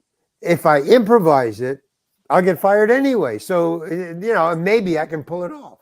There you go. Which is totally crazy by itself. That's insane. Nobody's going to notice. Are you serious? The #1 show on television, and I'm going to improvise a speech. I'm sure the director's just sitting there like, Larry, what are you doing? So now I had done one little scene with Bryan Cranston in the morning. It was just a little scene. It was just a little scene. And everybody thought I did it very well. Even Brian, he said, thanks a lot. Cool. Okay. Boom. Okay. Enough said. Now I go back and I find this in the dressing room. So I said, how long do I have before he left? I said, how long do I have before we have to shoot it? And he goes, 2 hours. I go, shit. All right. Thank you very much. Goodbye. 2 hours. It's no way. No. I mean, I need 2 weeks, not 2 hours. Okay. About 2 hours later, there's a knock on the door. It's the AD. He says, you're up, which means you're seen. Right. I go, okay. And as I'm getting down, you're walking, it was in the Winnebago. I'm walking down the steps, and he says, are you going to be able to do it? I mean, it's like everybody knows. Like they're waiting, they're waiting for this kid to fuck up. Holy knew. Yeah, I don't know how he knows. I mean, maybe I said I have dyslexia. That's why. I don't know. Yeah. I was in a state of stress Mm-hmm. when he brought me in and I saw this. So I probably said, oh my God, I'm dyslexic. Oh my God. Anyway, I said, I don't know, but don't tell anybody. He says, okay, man. And he takes me to the set. And then now the director is a guy. It's not Vince Gilligan. It's a guy. And he goes, because he saw Bryan Cranston in the morning, give me a, hey, thank you, man. Really cool. So he's saying, okay, we're going to just do another one and we're going to send you right home. You're going to be ready for this? Yeah. He was like, hey, this is going to be another great scene. And I'm saying, yeah, I'm ready. He says, you ready? I go, yeah, I'm ready. I'm really like not ready at all. And he says, okay. And then I say, the worst thing is, he goes, he says, okay. And I go, whoa, wait a minute. I go, he says, what? You know, anything? What? And he goes, I go, look, I figured out how to do this scene. And he goes, now this is the director of Breaking Bad. Right. Yeah. That's like you're not just anybody. This is Breaking Bad. It's the number Right. one. I mean, this guy is somebody. Right. Yeah. And he goes, you figured out how to direct this scene? Just like that, man. I mean, he was just, what? But he didn't get mad. He just, well, and I go, yeah. All right, let's hear this. And I mean, he was like, okay, what are you going to do? And I say, well, see, we can break it down. See, like, you're going to cut from me to him, cut from me to him. So why don't you like cut from him, the cop outside, and cut to him, those two guys inside. So meanwhile, while you're setting up the camera, breaking it down, setting it up inside, breaking it down, I can be memorizing my next shot. So I can memorize while you're doing there, I'm memorizing. You do there, I'm memorizing. You come to me, I got it down. Boom, boom, boom, boom. And he's just listening with it like a slack jaw. Who is this person? And he's going, that's what you're going to direct it that way, or you want to do that. And they go, yeah. He says, no, tell you what, Larry. Now he's all boom up again. Because this guy's crazy. I'm just going to ignore this whole thing and what he said and who he is. I'm just going to pretend this never happened. And he just goes, okay, here's what we're going to do, Larry. Get down there. Now, if you remember the scene, it's a dirt road, and there's all shit up here. Right. Goes, you get down there and you just start way back there, and we're going to do it in one take. It's going to be a walk and talk. You're going to get down there and you're going to start and you're going to keep talking until you get here, and we get right close to the camera, and we're going to do a rack focus, and you're going to stop and say the last line when you get right over here about 5 feet from me. Okay. Wow. So get way down there in one take, and then we're going to put you in the car, and there's a car here. On this set, it's a junkyard, and there's a limo right next to the camera. And he says, because we're in the middle of a desert. Yeah, it's a desert thing. And he says, and we're going to do it in one take, and you're going to get in the limo, and we're going to send you home, and it's going to be one take, and you're out of here, okay?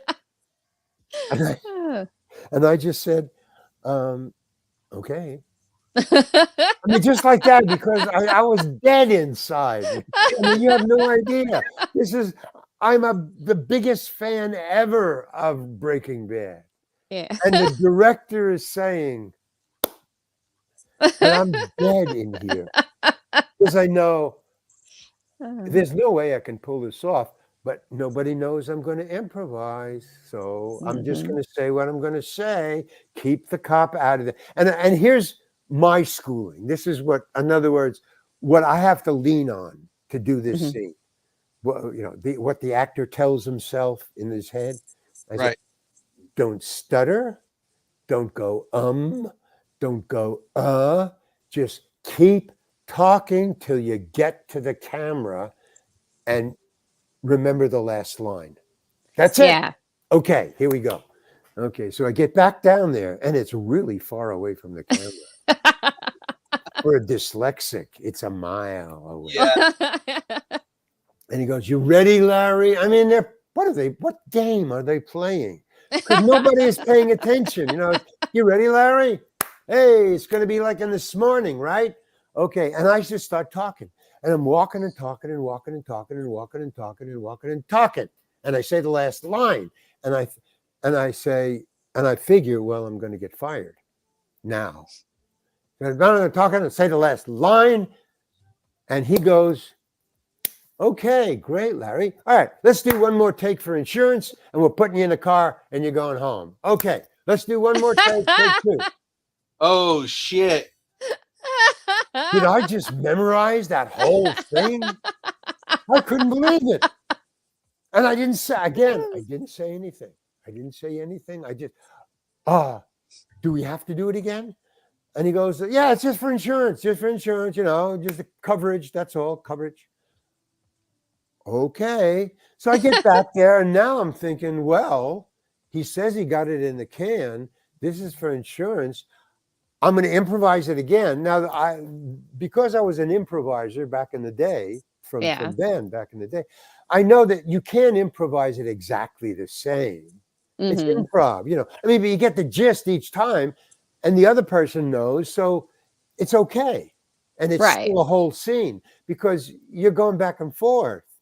So if I say it a little different, he'll say it a little, but he has to say a little, Right. Yeah. Right. And you're used to it. Right. So I go back and I improvise this. I try to say the same thing. Don't stutter. Don't keep on talking. But remember the last line. Boom. And he goes, oh, right before he says, okay. And right before he goes action, I see that, it's called the script girl. It's called, but it's a script woman. It's a script that woman. Has the thing and then she checks the lines. Right. And I see her say, just a second, she says to him, and she comes walking up to me, and that's really it's not a good sign. It's not a bad sign. It's not a good sign because what she's going to do is she's going to give me the word or the sentence that I left out or didn't say. Right. That's what and this happens to all actors, Right. So she comes, so I'm not worried. She's going to say, you didn't say this. So I go, okay, I'll do it again. Just say that. Or it'll be a pickup, just shoot that one line. She comes over and she says, and she shows me, and she circles, that what they do is they circle the word that you missed.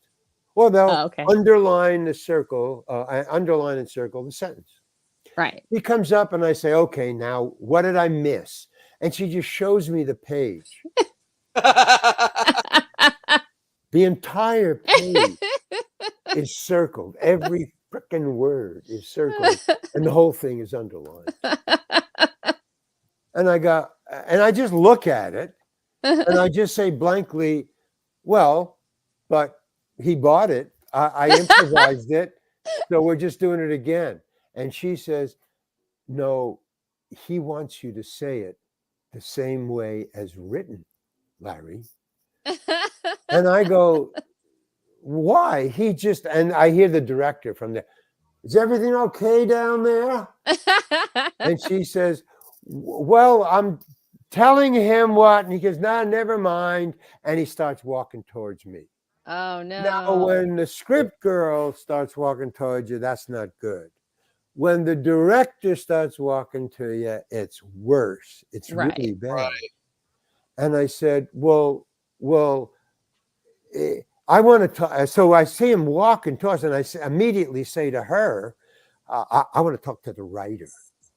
And she says very calmly, the director wrote this. So he knew the entire time. But I wasn't saying his words. What? Holy. So I said, what? Then why did he do that? And he comes over and she says, is something wrong, Larry? And I go, well, no, there's nothing wrong. But I thought it was okay. He says, yeah, it's okay, but I want you to say it the way I wrote it now. And I go, I can't. So what do you mean you can't? I said, well, and I tell him the whole thing. I can't, and blah, blah, blah. And I expect him to say, okay, we're firing you. Get the fuck out of here. We got to call somebody. That's what they do. Yeah. He says, okay, do the best you can. It's okay. Don't worry about it. Don't worry about it. And then the cinematographer, hey, is everything okay down there? What's going on? And this little cubby, of the three of us, talking.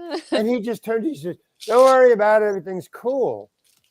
And I'm going, what the fuck is going on here? He says, Mm. just stay here, Larry. And he says to her, come on back to her. And they Mhm. walk back to, no, he says, go back to the camera. He says to her. And then he says to the cameraman, he says, I'm going to walk with my actor. And normally it's not a good thing. Normally it's not a good thing. It's not a good thing. And the other, that was a second thought. The first thought is, this is kindergarten. Yeah. Oh my God, the teacher is going to walk with me to the camera. Oh man. And they said, is that all right, Larry, if I walk with you? And I go, yeah, I don't care. Because now I've totally given up. I don't know what's going on. I want to go home. I don't want any part of Breaking Bad. I just want to go home. And he says, I'm going to walk with the actor. And where am I? He says, where am I cut off? Because it's called a cowboy. Cowboys that cut off at the belt. Right. This. So it's a cowboy. So it's cut off here. So he says, the cinematographer, we cut you off right here so you can be about that far away. Oh gosh. So he gets right next to me like this. He opens the book. He's got the page. And he's, I don't need this, is what I'm thinking. And he goes, okay, ready? You ready, Larry? Yeah, I'm ready. And that's my attitude. It really is. Yeah. And he goes, okay, ready, and sound, action, Larry. And I just try to do the same thing, but my heart isn't even in it. Like there's no adrenaline. You know, in the first one, the adrenaline of oh You're my like God, pumped up. Yeah, I'm up. This is adrenaline down. It's not. I don't know if I can do this. If I want to do this. Yeah. If I want to get to the camera. So I'm just trying to say I'm trying to say what's written, and I'm trying to say what I improvised. Right. Which is fairly impossible. It is. But I do that, blah, blah, blah, blah, blah. I just do what I did before. And I can see him. And all he's doing is he's looking at the page. That's all he's doing. And I think one time he flicks over like this, but he's just got his head buried in the page. Like, I don't know why. And he gets to the end. I get to the end. And then he just closes the book. And he says, okay, Larry, thank you very much. Hop in a limo. You're what is it called? You're dismissed. Everybody, right. You get a little applause. And Rap for Larry. Yeah. You know, well, Larry's rap, boom, so I got to watch it. Well, okay. Here's the point to all of that crap that I just laid out, and that is when I watched it 2 weeks later when it came on the air. Yeah. I asked all my friends, to watch it because there's going to be a quiz afterwards for me. I'm going to ask you about it. So watch it. So they watched the episode. And then they said, did you see? And I watched it. And I came to a conclusion. I met with my friends, and every one of them, I said, what did you see? Did you see my scene with the Winnebago and the thing, and the cop? Yeah. Okay. First, what did you see? You walking to the camera, you walking to the cop, trying to keep him out of the Winnebago. Oh yeah, but that's. I want more specific. Really, what did you actually in real time see on the screen? You were walking to the camera. You were walking to the cop, and they were inside. And he was listening, and he was talking to you, and you were talking to him, and they were whispering in there, hoping that the cop wouldn't come in. That's not what you saw. Now, you think that's what you saw too, but that's not what you saw. Okay, here's what you saw. Here's what he did. Here's what Vince Gilligan did. He took both my improvs, and he just took the sound, and he edited the best compilation of what I said to keep the cop out of the Winnebago. That was the soundtrack that he edited the cop visual and the inside visual. Wow. And every time that I said something that was right fuck on the money, because I did had, improv law plus what was written law in my Right. head in the improv, all jumbled up. But every Right. time I said something that was near what was said on the page, which was actually 3 times, I said the right sentence. You know how long a sentence takes to film? No. 2 seconds. It takes 2 seconds to film that. Wow. So 3 times 2 is 6. I am on screen, I swear to God, between 6 and 8 seconds. I don't know how long, the 2 seconds were. But I was in that scene for 6 to 2 seconds. And every time I wasn't saying anything that was right the fuck on, but sounded kind of like right, keep out of the Winnebago. They just cut to Aaron, Brian, or the cop listening. Ah. I was talking. Now, and when they were talking, the camera was on them, but you could hear me outside, but it was garbled because they wanted their sound in front. So it didn't matter what I was saying. They just lowered it. So you can't really, it's something about staying out of the Winnebago. We can hear that, but mainly you're concentrating on him or the cop listening or talking. Okay. That's just an amazing thing. But that's kind of how my career went. Only sometimes I get caught. 99% of the time, nobody caught me. In other words, everything went well, even Mr. Heckles. There was times where, like the first time when I was with the cat, where I was Mr. Heckles, and I think it was Monica, or what was the ditzy one? The ditzy Phoebe. one. Phoebe. Phoebe had the cat. Yeah. The cat didn't come in until the day of shooting when we were ready to shoot the cats on camera. Oh, wow. So, because it costs money to keep animals around. So to be cheap, they just have them to come in for 2 hours. Right. 1 hour gives it that, and then out of here.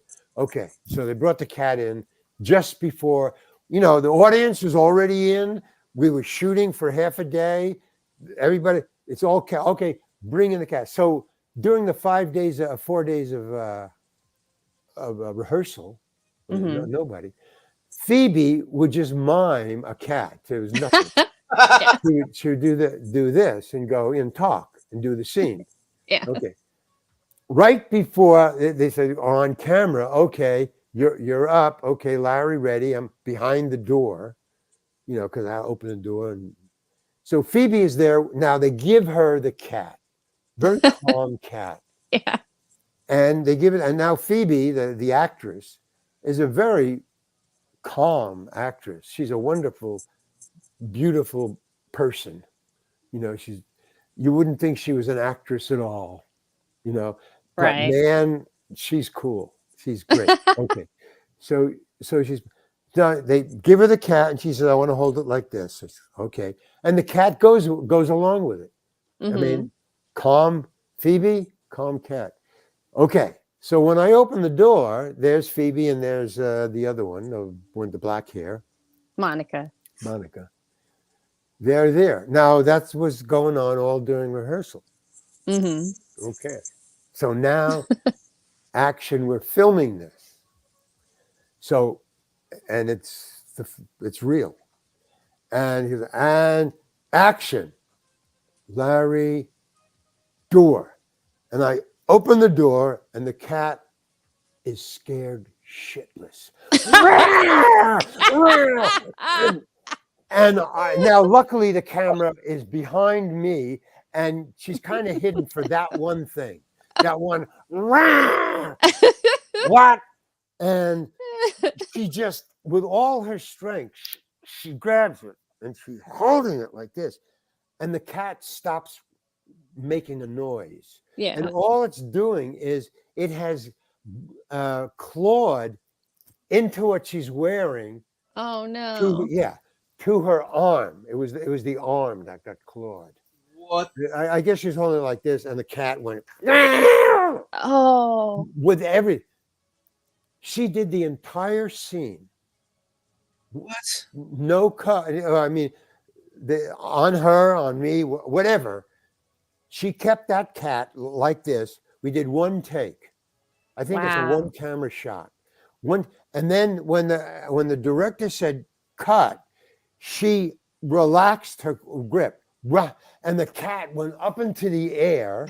When it landed, it scrambled into the backstage and was gone. Wow. Whump! And the director came running back and said, to Phoebe, and said, what was going on? We can't really make that out in the camera, but something what happened. And the cat wrangler came back and said the cat ran out when she let it go. We can't find it. So the director said, okay, that's it. One take. Moving on. Boom. And that was it. So they took Phoebe. They had a nurse come. Oh wow. And the nurse came and bandaged. She was bleeding. But she did the entire scene holding that cat with its claws in her arm. She was just holding the entire time. I mean, she didn't like get the cat quiet or anything. I mean, but when she had to talk, she talked normally. I couldn't believe it, man. Yeah. She's like the greatest actress in the world. She did the scene, and I guess what was Monica, the other girl. I mean, after we talked about it, and did you say? She said, "That's crazy." I mean, I know her, but yeah. I would have screamed and said, "Fuck it," you know. Yeah. But when I asked Phoebe, or the actress who was Phoebe, she said, "Well, I knew it was a take, and the audience was here, so you had to just do the scene." Yeah. I said, Jesus, yeah. But man, so that's my shot. I mean, none of these stories are in the book. But I didn't know that they were interesting at all. I didn't even remember what I told you. I've never spoken about this. Wow. These are all secret things that I just told. We're getting Larry exclusives. Well, yeah, I guess. I mean. Well, so there have been a couple of questions that came in. Okay. Cam Smith he asked if you how it was working with Matthew Perry and the Friends cast, and you were talking about the cat scene. I didn't know if you had any funny stories with Matthew. Because everybody asked me about Matthew because of his situation now. Yes.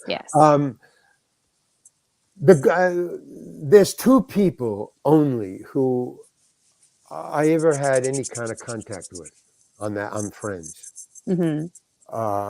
And that was Matthew and Phoebe, the actors who were. What does Lisa Kudrow? Lisa Kudrow? Lisa Kudrow. Matthew Perry and Lisa Kudrow. They're cool. They're great people. They're people. They're human beings. Right. Everybody else, the regulars, I don't have much to say about them. Really. And I never had any conversations with them or anything. Basically, what they do on all TV shows that I do, that I'm a guest on, is the regulars. I mean, it's not me. It's every show, no matter who. The regulars huddle up. They talk to one another. I don't know what. So one day, I huddled up with them because I wanted to see, what are they ignoring me, or is this regular? And then it's regular. It's not me at all. But I huddle up, but it's like huddling up and ignoring me. Because when I went, So I just walked over and I just inserted. It wasn't with friends. It was with another, big time thing.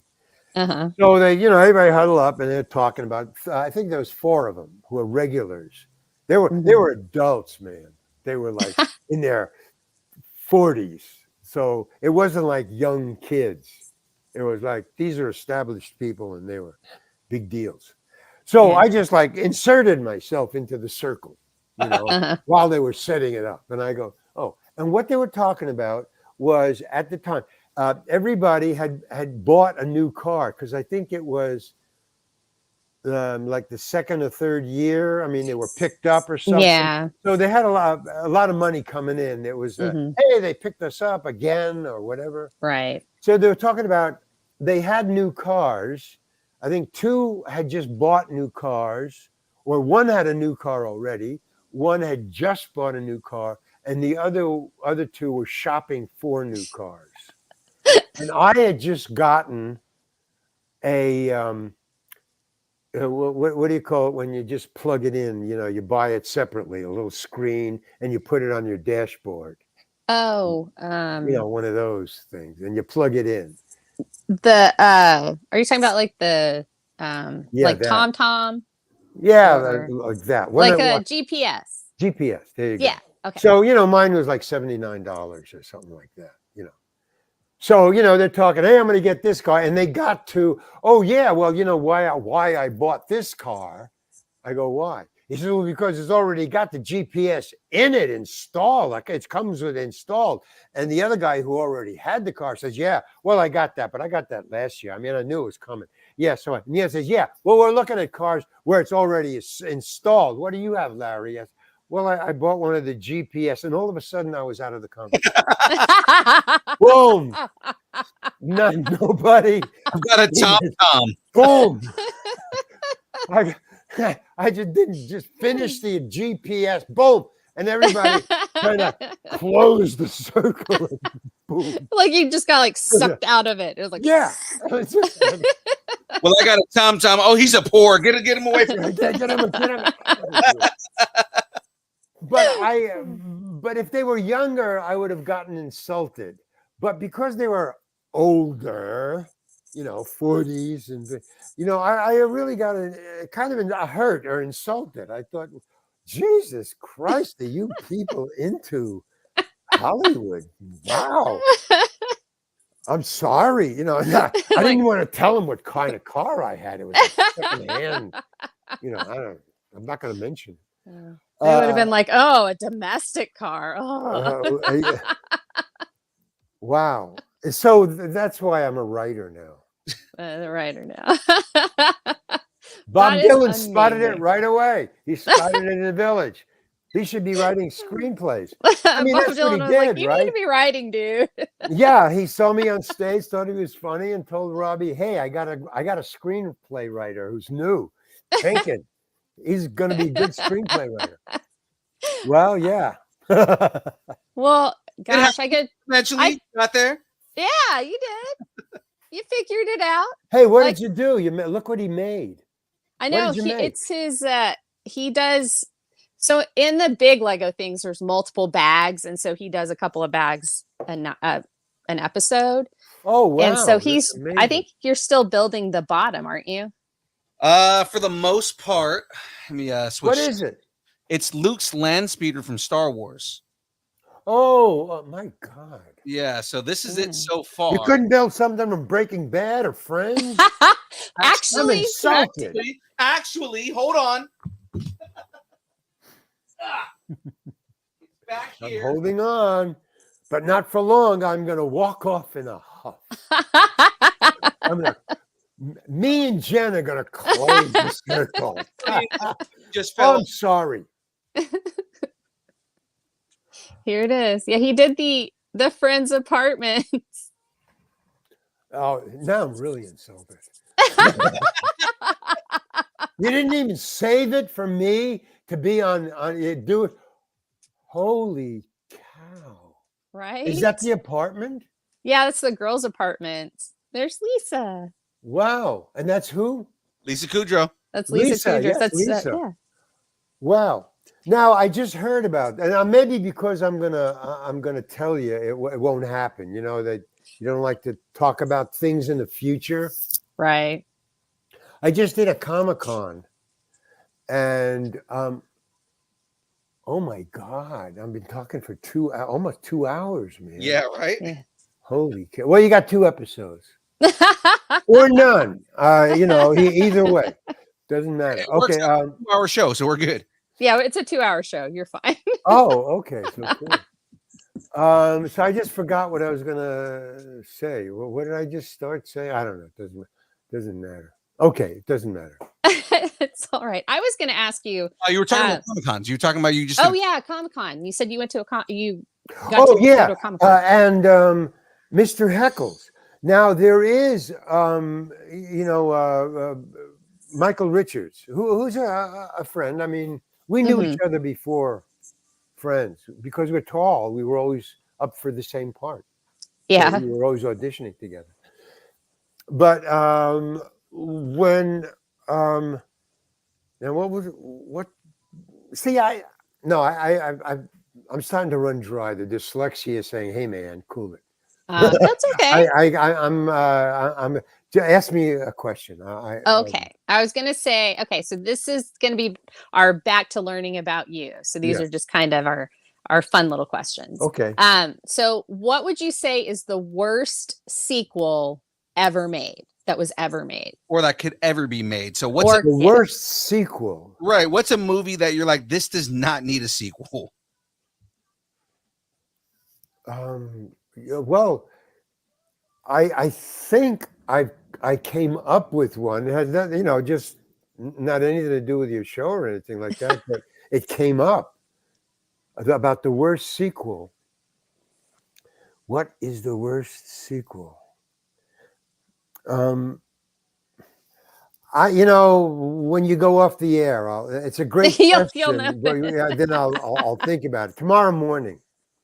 There you go. That's okay. You have another question you could stump me with? Has anybody ever been stumped? Maybe I'm the first person to be stumped by that question. Oh, we get people who get stumped all the time. Yeah. Oh, it's a good question. It's a very obscure, memory. The word. God damn it. Actually, I have a question that I want to ask. Oh, well, wait a minute. Okay, He's got it.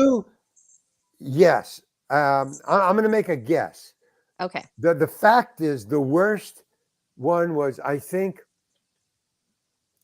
Home Alone 2, because I wasn't in it. Oh, there you go. So he was in the first one.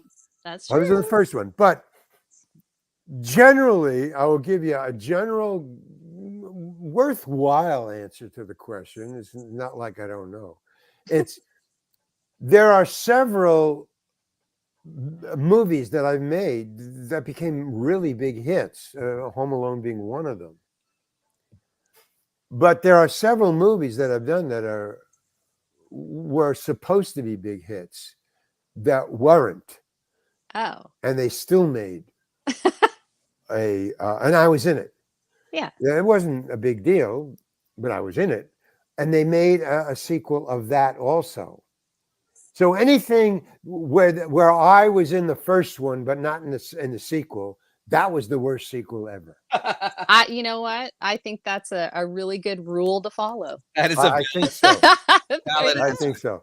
Because they didn't even consider me. They didn't even think about hiring me. So if they didn't know about me, the hell with them. You know what I'm There saying? you go. There you go. Or, I'll leave it at that. Okay. All right. They just if they didn't think of me for the second one, the first one wasn't even worthwhile. Okay. I was gonna say I had a question at the beginning of the show that I've always loved as a question that I think I can ask you here and get an answer for. So, if a movie was made about your life, who would play you and why? Who would play me? Yeah. And why? Like, why would you choose that person to play you? Well, You know, that's really hard because you have to get two things together at the same time. You have to get somebody, you know, who's kind of looks like me, you know, I mean, somebody who's tall, because that had a lot to do with why I was hired or not hired, was just because of the height thing. Yeah. Yeah, he's too tall because of the lead was too, you know, shorter. Or so you'd have to get somebody who's, you know, sort of like me, and I don't. And the other thing is you have to get somebody who's a good actor. I mean, Yeah. you don't want somebody who's a bad actor to play me, Right. Right. because you know. So I think I would rather pick somebody who's a good actor, and I don't care if they look like me or not. That's not important. There you go. I'd rather have a good actor who So Brad can. Pitt. Excuse me. I said so Brad Pitt. That's who you want to play you? No, because no, that would you know, that would be what the fuck.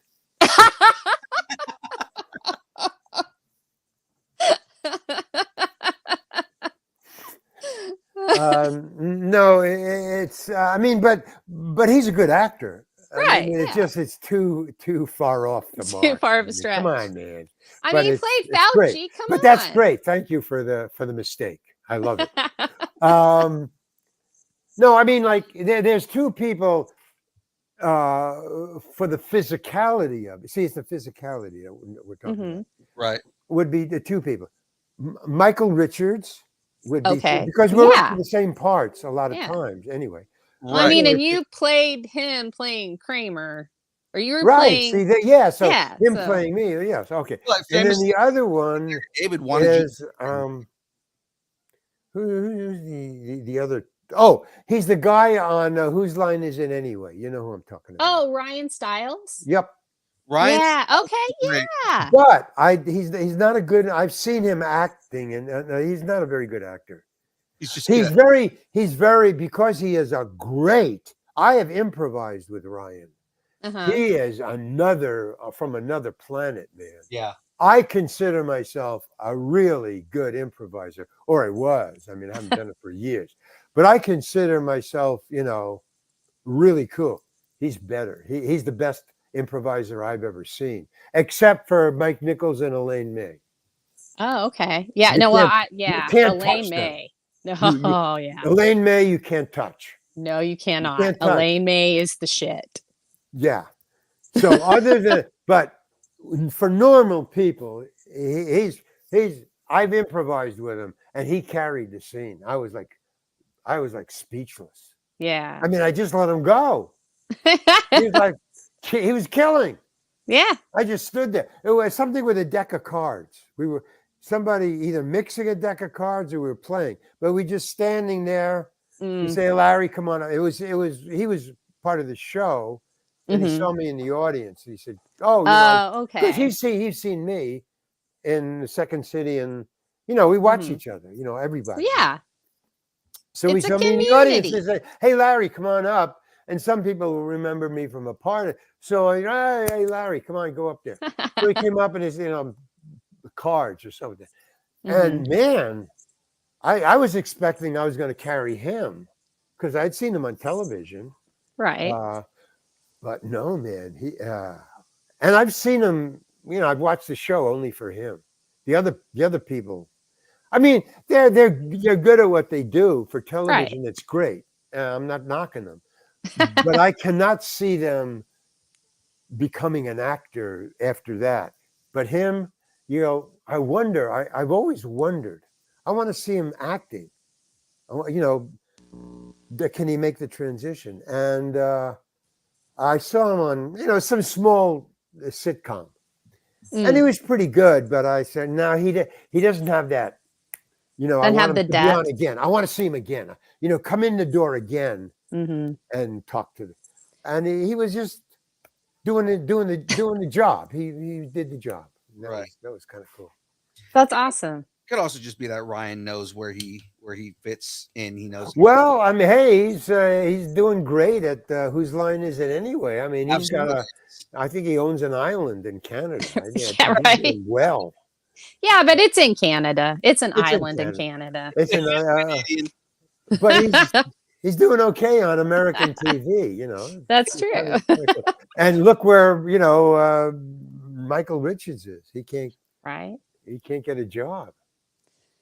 I think, I guess. But I saw what he did. That was I think it was it's on YouTube somewhere. Michael Richards screw up on I've played that club that he was at.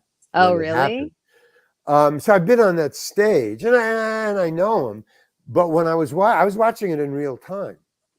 Or Oh, I mean, it was being filmed in real time. right. And Yeah. I watched the film.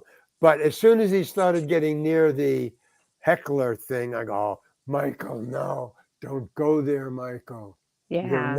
You can't do it. I mean, you can tell if there are comedians who you can fuck with from the audience, and it's death for the heckler. Yeah. You don't fuck with this person. Right. But him, I thought, geez, and I saw him take the bait. You know, there was a heckler, and he answered in a heckler fashion, you know, like I'm going to shut you up. Yeah. And it didn't work. Well, Yeah. that's all a heckler needs is, he can't get to me. Right. I'm better than him. And that's what they did. They killed him. They just wiped him off the stage. He tried to keep up, and that's a dangerous territory as a comedian. It's hard to You're do. afraid to do.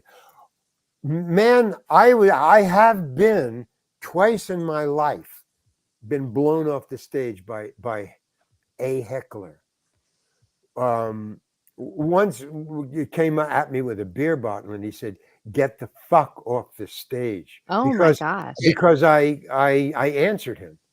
See, Yeah. the thing is, and I've seen other comedians deal with hecklers, and you got to either shut them up on the first one. Mm-hmm. You know, they'll keep it up, but the first one says, "Okay, I got this. You can say whatever you want. Yeah. You're dead, man." And you can, pardon me, you can tell from the first thing, and you can also tell by what they're doing. Mm-hmm. And then there's the ones who say, "I hope nobody heckles this guy because it's not going to work." Yeah. And then you see him, a heckler, and then you hear the response. Mm-hmm. And me, you know, who's been around on stages and been heckled, I've been pulled off by police. I mean, talk about hecklers. But you can tell, no, Michael, don't take it's bait. They want you to do that. Yeah. And they just blew him off the stage. And I thought, oh man. But it affected his career. I didn't think it would be that bad. But because he was Kramer. Yeah. And when I did Kramer, where did it fly? When I did Kramer, there was something, man. See, you people, you, Phil and Jen. In other words, I've never talked about that. You know, I know already what they're going to ask podcasters, and I have my truck set answers. Pat. Well, not Pat answers, but Pat stories. Right. You know, so because they're improv, I'll tell them a good way or a bad way. But you know, you're gonna tell me this. You're gonna ask me this or this or this or this. I've done hundreds, but man, so far I haven't hit one that they're all pretty much. Why you're bringing up the memories of? It's pretty weird. But heckling, like being pulled off the stage, you think they're with you, and then all of a sudden, I mean, some audiences will just go with the heckler. Yeah. All of a sudden, they'll change sides. Yeah. They'll go, yeah, he'll say something, and they'll applaud him, and you'll give an answer, and there's silence. Yeah. You know, time to go. You're much braver than I am. I could never do stand up. Well, I mean, that's one of the times where it makes an impression. It scars you. Yeah. So you remember, am I going to go through this the next time? It's like, Right. you know, you know, with the John Kennedy thing, and do I Right. remember my lines, and Yeah. Right. will And it be funny, you know, all that stuff, and yeah, and can I say fuck on stage? I mean, I did that at the Washington University, and immediately the dean was in the audience. You know, it was an arena, man. I was opening for the Love and Spoonful, and it was Oh, an gosh. arena. So the dean was in the audience, the dean of Washington University. It was in Louisiana, so I should have known. Yeah. But it's Washington University, so and it's Still, yeah. Washington University. But as soon as he heard the word, what's that between your legs? That was the giveaway. Oh, yeah. I was doing a bit about God. I was playing God. And as soon as I said God, so it was a pack, you know, for the Love and Spoonful. yeah, at So Washington University. So At Washington University. you're fine. And I was doing fine. I was doing fine with the clean stuff. Great. And then I said, okay, let's talk about religion.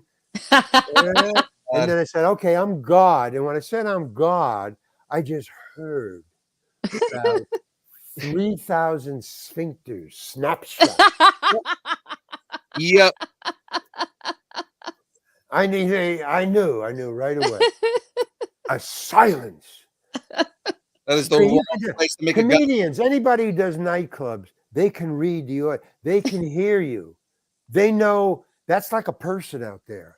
Yeah. They know the zeitgeist of the audience, the personage, and you can hear silence and the kinds of silence and the kinds of laughter. You know, there's a wrong kind of laughter, and they're not really with me. They're just, you know, waiting for the. Or there's, oh my God, they're in my pocket. I can do anything. It's the laughter that, and then, so yeah. Yeah, that's the wrong place to make a God joke is Washington. Yeah. Yeah, so when Michael did, but this all comes off of Who Would Play Me. You know, Yeah. if you can remember that. So, you know, the dyslexia is being very kind with me. I can remember what we talked about. Hey, there you go. Yeah, so All right. that's about that. So we're gonna ask you the toughest questions. Uh-oh. And then because we have kept you, so I okay. could talk to you all night, but we have Absolutely. kept you, and Okay, let's get. but before you ask me the question, we got to advertise the fact that I'm writing a play that's going to you're be writing. made into maybe what do you call it, a CD or a podcast or a TV show like on something, you know, a TV on show. something like So, streaming. all right, so let me on streaming or whatever. So let me give you this once real quick. Please. Please, yeah. TheRealLarryHankin.com. TheRealLarryHankin.com. That's and then my paintings are on it, and some of my film shorts that I make for myself. And the other one is I'm on Cameo, so you can get me to say happy birthday to you.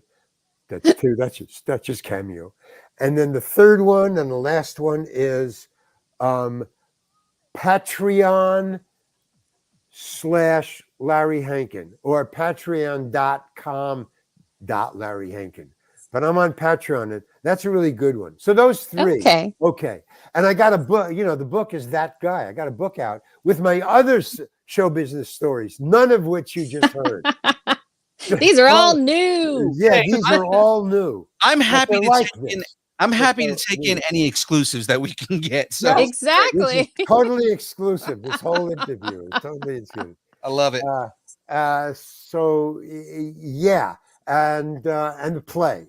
So there's the play, the streaming, the reallarryhankin.com, patreon.com.Larry Hankin or Larry Hankin, you'll find it. Yeah. And the book, That Guy, there's three of them. That Guy, the Loopholes Dossier, and the Loophole. Oh, okay. The Loopholes and Mr. Heck, the Loopholes and That Guy are also on Kindle. Much cheaper, but you have to read it off the screen. But yeah, all on Amazon. Everything's on Amazon. That's awesome. You got it Okay. out. You did your. He got it. You got it. Like It I was said, fantastic. I was going to ask specifically about the There he is, folks. Officer, arrest that man. Well, look at his hands. You can tell by his hands. Uh-oh. His tattoo. You scared him off. Oh. I'm out of here. You're not gonna find me. Yeah, right. You'll never take me alive. Yeah, right. Live copper You'll never take me in real time. You'll never, at you'll all. never know what I look like. That's At fine. all. You'll never find me. I'm out of here. I'm out of here now. Okay, well, yeah. What were you going to say, though? You, Phil. Oh, okay. fine. Okay, so hardest question you're ever gonna be asked in the history of ever. I believe it. You ready for this? Yeah. No, not at all. How could I be met? How could I? I don't think. No, I should leave. Okay, I'm not ready for it, so I'm gonna leave. I mean, okay. All right. I'm ready, and then I'll leave. Okay, go ahead. What is your favorite kind of taco?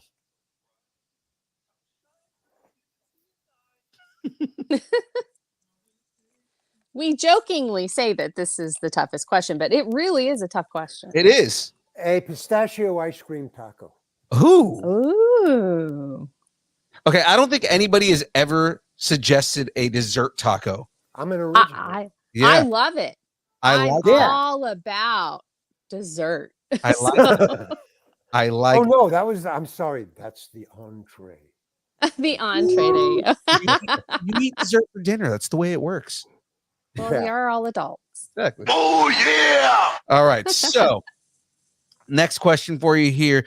Do you have any advice for anybody trying to get into the industry? Yes, I do. All right. Don't.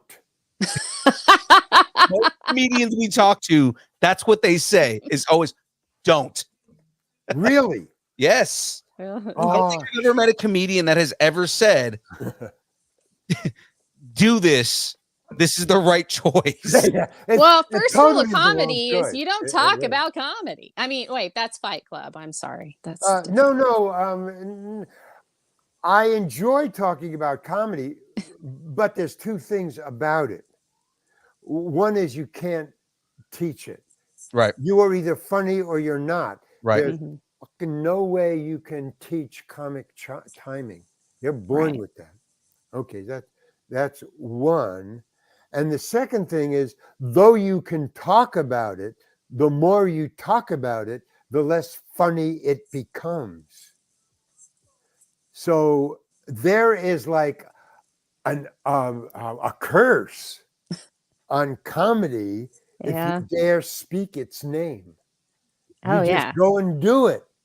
Now, then there's comedy, teachers all over the internet, and all they can do is teach you how to stand up in front of people and talk. Right. Mhm. That's really what they're doing, and that's not a bad thing for people to do because it gets you to be so social. It gets you away from shyness. Yeah. But I don't know what it was that made me say because I remember I was sitting in I was what do you call it, bussing bars, from college. I didn't want to. I got an industrial design. If I told you, Emmanuel, I would have to kill you. Okay. So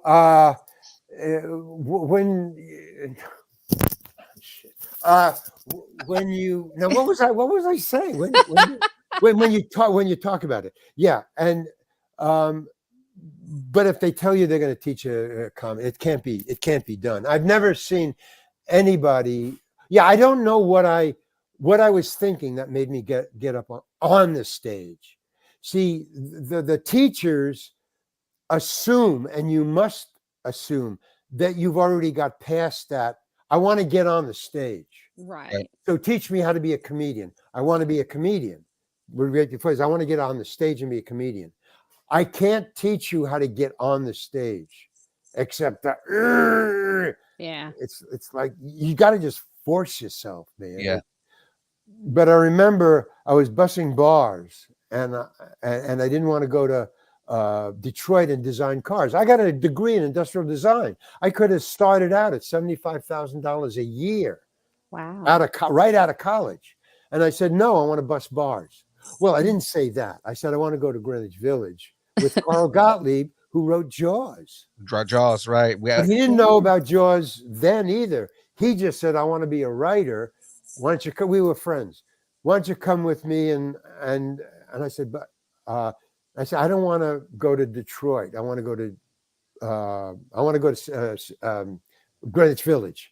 So he said, well, you can be my roommate. And I said, great. So and I just bust bars until I was sitting in the audience thinking, what am I going to do with my life? I mean, my parents, sent me to college. I got a degree. And now that I'm out and I'm sitting there and somebody got up, it was, open mic night, I'm sitting there and I'm saying, and these guys is really terrible. Well, not that terrible, but, And I would go night after night and see all these guys. And I say, I can be funnier than these guys. Okay. So then I had to force myself to get on the stage. In other words, there's something inside of you that has to get you in, because comedy is merciless, man. If you're not funny, and you come on and say you're going to be funny, give that impression that you're going to be funny. Yeah. They'll Michael Richards you. Oh yeah. Yeah, they will. Yeah. I think I've just coined a new show business phrase. Well, Michael Richarding you. You've been Richards. Yeah. Richard. Yeah, I'm Michaeling you or Richard. I'm Michaeling you. I like Michaeling better. You've just been Michaeled. You've just been Michaeled. And then the hook comes. Yeah. He's been Michaeled. Yeah. Do it. Isn't there some venue where they can buzz? Wasn't there a show? The Gong Show. Yeah, the Gong Show. That's what it was. Yeah. In other words, they Michael Richards people. There you go. Gong. Gong. Yeah. So to pick, because there's nothing. See, I wanted to be an artist, so I didn't have to go outside of the house. And it was paints, and you could buy that and come home, and you could go and you could sell them outside, but it had nothing to do with you. That's what I wanted to do. Being an industrial designer, you could sit at designing, but they're like architects. They sit at these things and architect a car. Okay. It's but once you get past that, and into like show business, you got to get up in front of people. That is hard in itself, even being an actor, getting on a stage.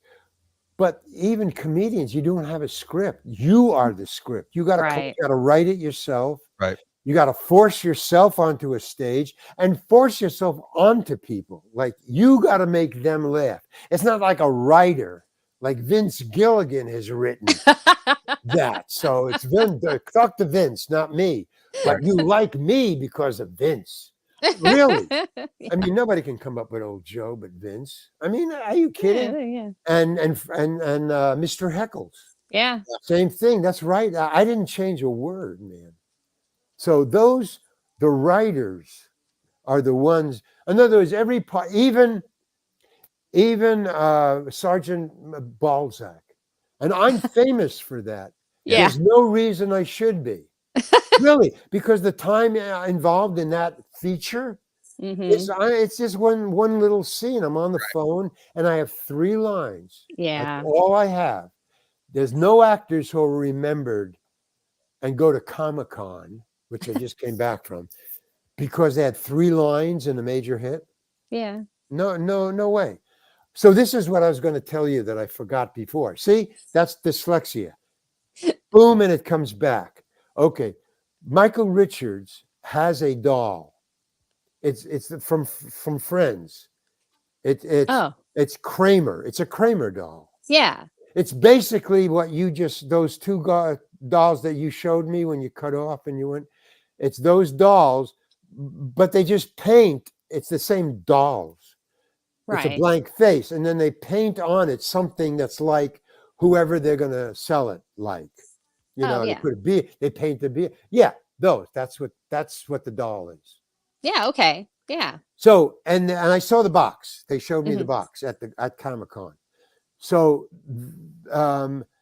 what they did was the guy in the next table Uh-huh. was an actor who played a famous person who they made a doll of. They made a doll of a famous person. Right. But the guy at the table was an actor who played him in a TV movie. Okay. The Comic-Con bought 15 or 20 Kramer dolls.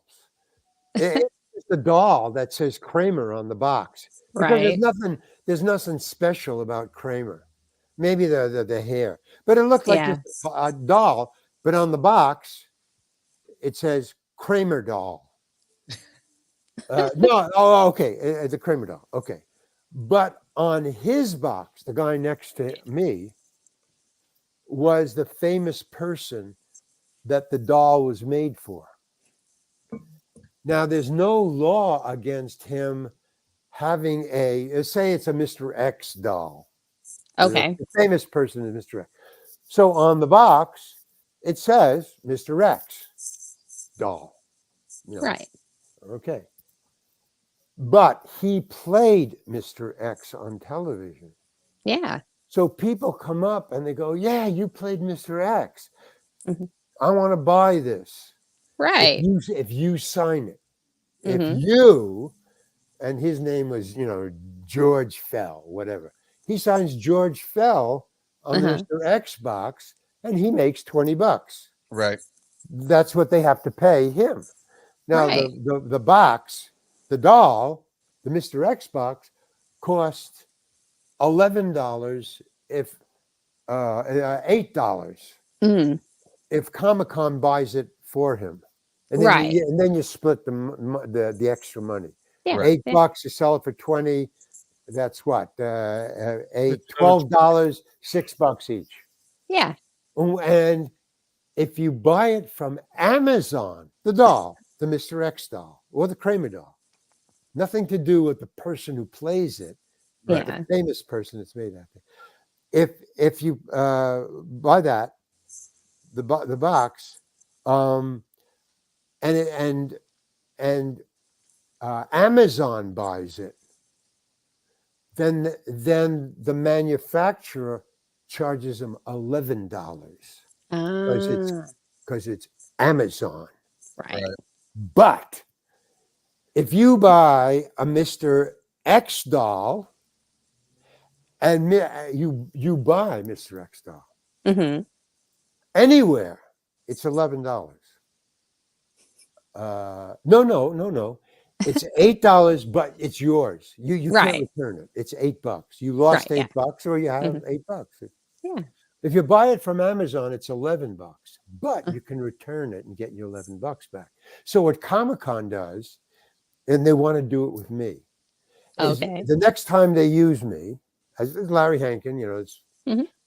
they want to buy X amount, I don't know how many, Kramer dolls, give it to me at my table. I played Kramer. Yeah. So I sign Tom Pepper, Larry Hankin. There you go. There you Yeah. go. I signed Tom Pepper, Larry Hankin on that doll. Okay. And I sell them. They Uh-huh. sell for $20. Mhm. It costs Comic-Con $11, $12, $11. So it's $9. Yeah. 6.5. $9. Wait a minute. 9, 11, 20. Yeah. 11 and a half is $5.50. Okay. So I get $5.50. They get $5.50. Right. Okay. But say I don't sell any or I sell only one. Mm-hmm. They can send it back to Amazon and get their $11 back. So they've lost nothing and made $5.50 off the one I did sell. There you go. So they're real smart. Comic-Con is like, they know money, man. It never occurred to me. And they've been making those dolls, and that guy, has been selling them as Mr. X and blah, blah, blah. He did that like a year and a half ago. He's been going to Comic-Cons for a year and a half selling Mr. X dolls and him signing his name. And he's been making money off of it for a year and a half. I've wasted 9 years of Kramer dolls being sold. And I'm not. Yeah, Mr. Knight. That is genius. It's called Comic-Con. Yeah. Fuck Kramer. Comic-Con. It's funny because you've brought up two names in the next question I was going to bring up. So who would win in a fight? Mr. Heckles or Tom Pepper? Kramer. Easy. Tom Pepper.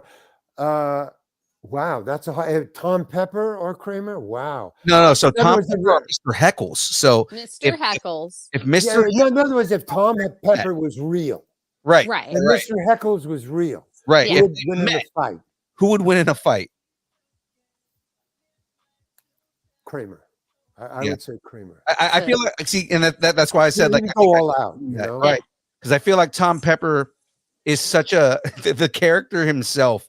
He's so. He would at some point. No, I mean Tom Pepper is like crazy. He is. That's what I'm because he insisted. No, I'm Tom. No, I'm Kramer. I mean, that's a line from the show. Right. No, I'm Tom. I'm Kramer, and Tom Pepper was saying that, right? Right. Yeah. That's kind of weird, man. To say that to Kramer, right? I'm you. You're not you. Well, supposedly that actually happened. Like that's what that was the whole situation between Richard and the guy that they based Kramer on. Really? Yeah. Yeah. Because Larry David insisted that I really looked like Kramer. Even. Right. Yeah. I've seen Kramer, and but you know he had. In other words, but I wouldn't have gotten the job though. I mean, in other words, if it was on looks, yes, but Michael Richards coming through the door, Kramer coming through the door, I would have never. See, here's the thing, and this is the difference, and I have had to explain this to people. Michael Richards and I are friends. I know Michael. Michael's approach to comedy is totally different than mine. And the difference is Michael goes over the top and I go under. He goes over and I go under. I back off the laugh and he goes into the laugh. Now, both of us work. It's not like I'm saying he's bad and I'm good. He gets the laugh. I can't do that. He can. I go under and he can't do that. So, but what they were looking for is television. They want a grabber right away. Bingo, over the top, you know. A. B is just the business. When I did Kramer, there was no audience. We did 2 shows, right? It was a 2-show Kramer. Right. But there was no audience. We filmed it all on a soundstage.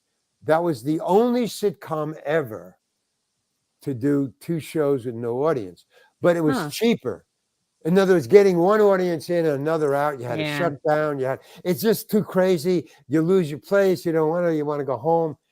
So, hey, y'all, sorry I'm so late. I got home from work. Who's that? You? No, it's somebody. Okay. Well, we just, it was a great show, man. It was. It was. Fucking incredible. People are just You're not allowed to see the rerun.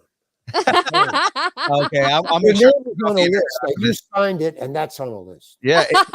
So, it's anyway. fucking problem if you missed it. Yeah.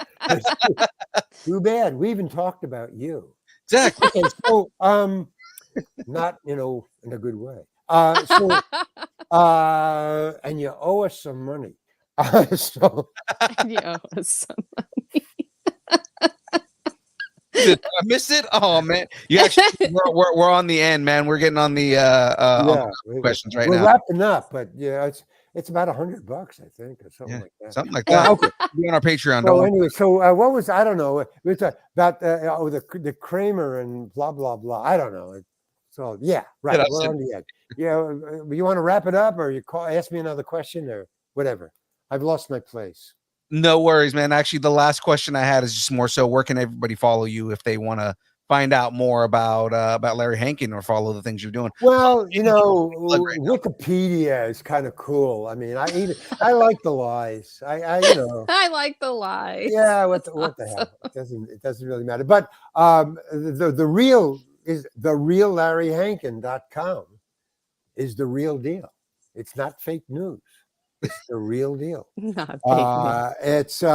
It's got other things. You can buy my paintings. There's 40 of them up there, any size. You can buy them even this small. You can buy them this big, whatever, unframed or framed. The real Larry Hankin. That's it. No capitals on anything. It's all small letters.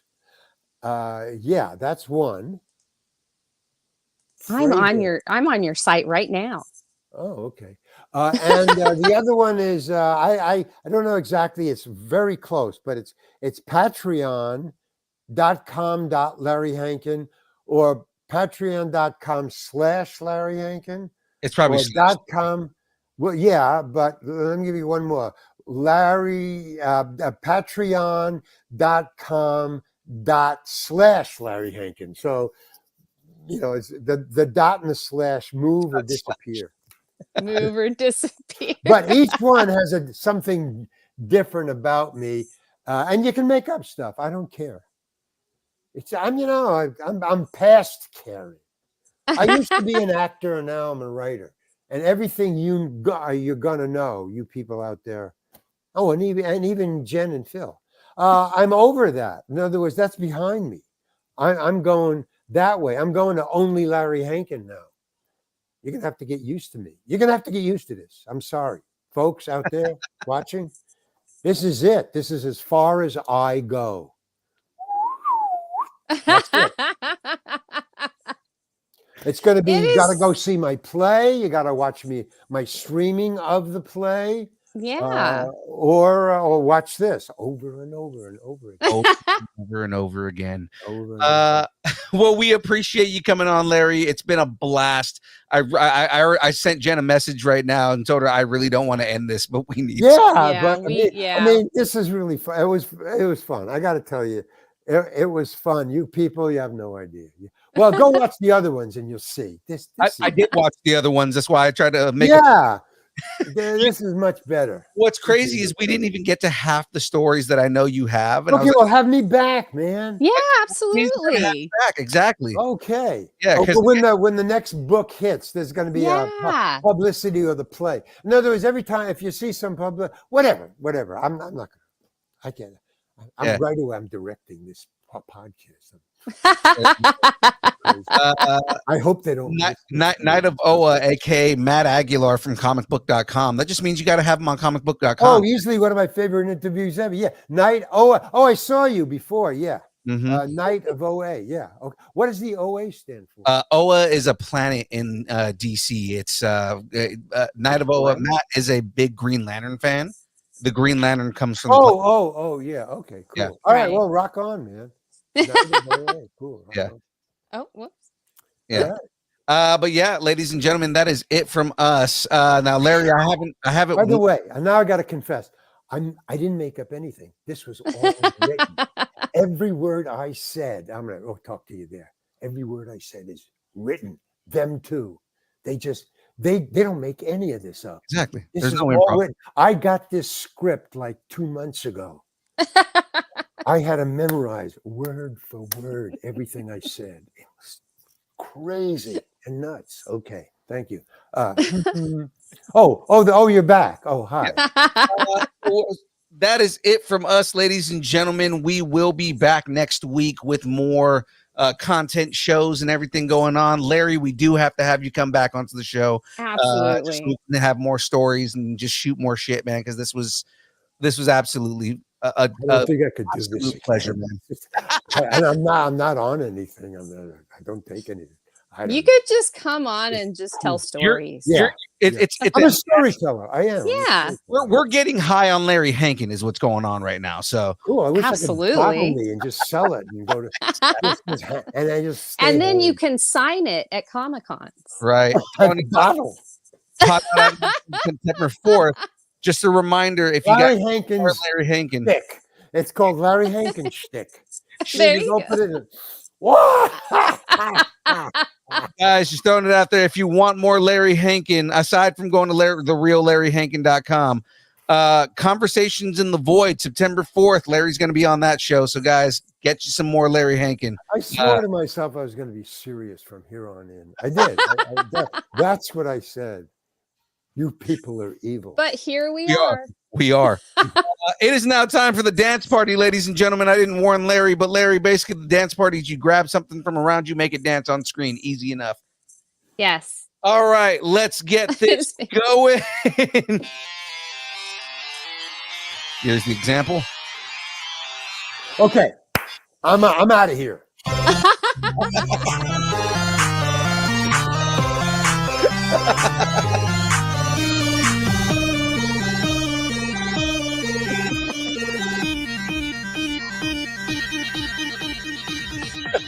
Distance nerding. Larry already took off. He took off. Hey, I can put it up the screen, There you go. but he took off already. I don't have anything. I wasn't fast enough. I'm just gonna keep Bob Ross Deadpool on the screen. Here's my hair. Having too much damn fun.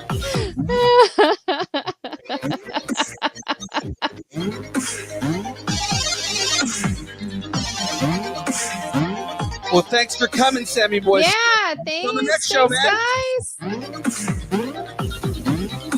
He's doing this on purpose because I don't have anything. I know this is what freaking Phil's doing. It is. Wait in the house. All right. That is it. Bye, everybody. We'll see everybody next week.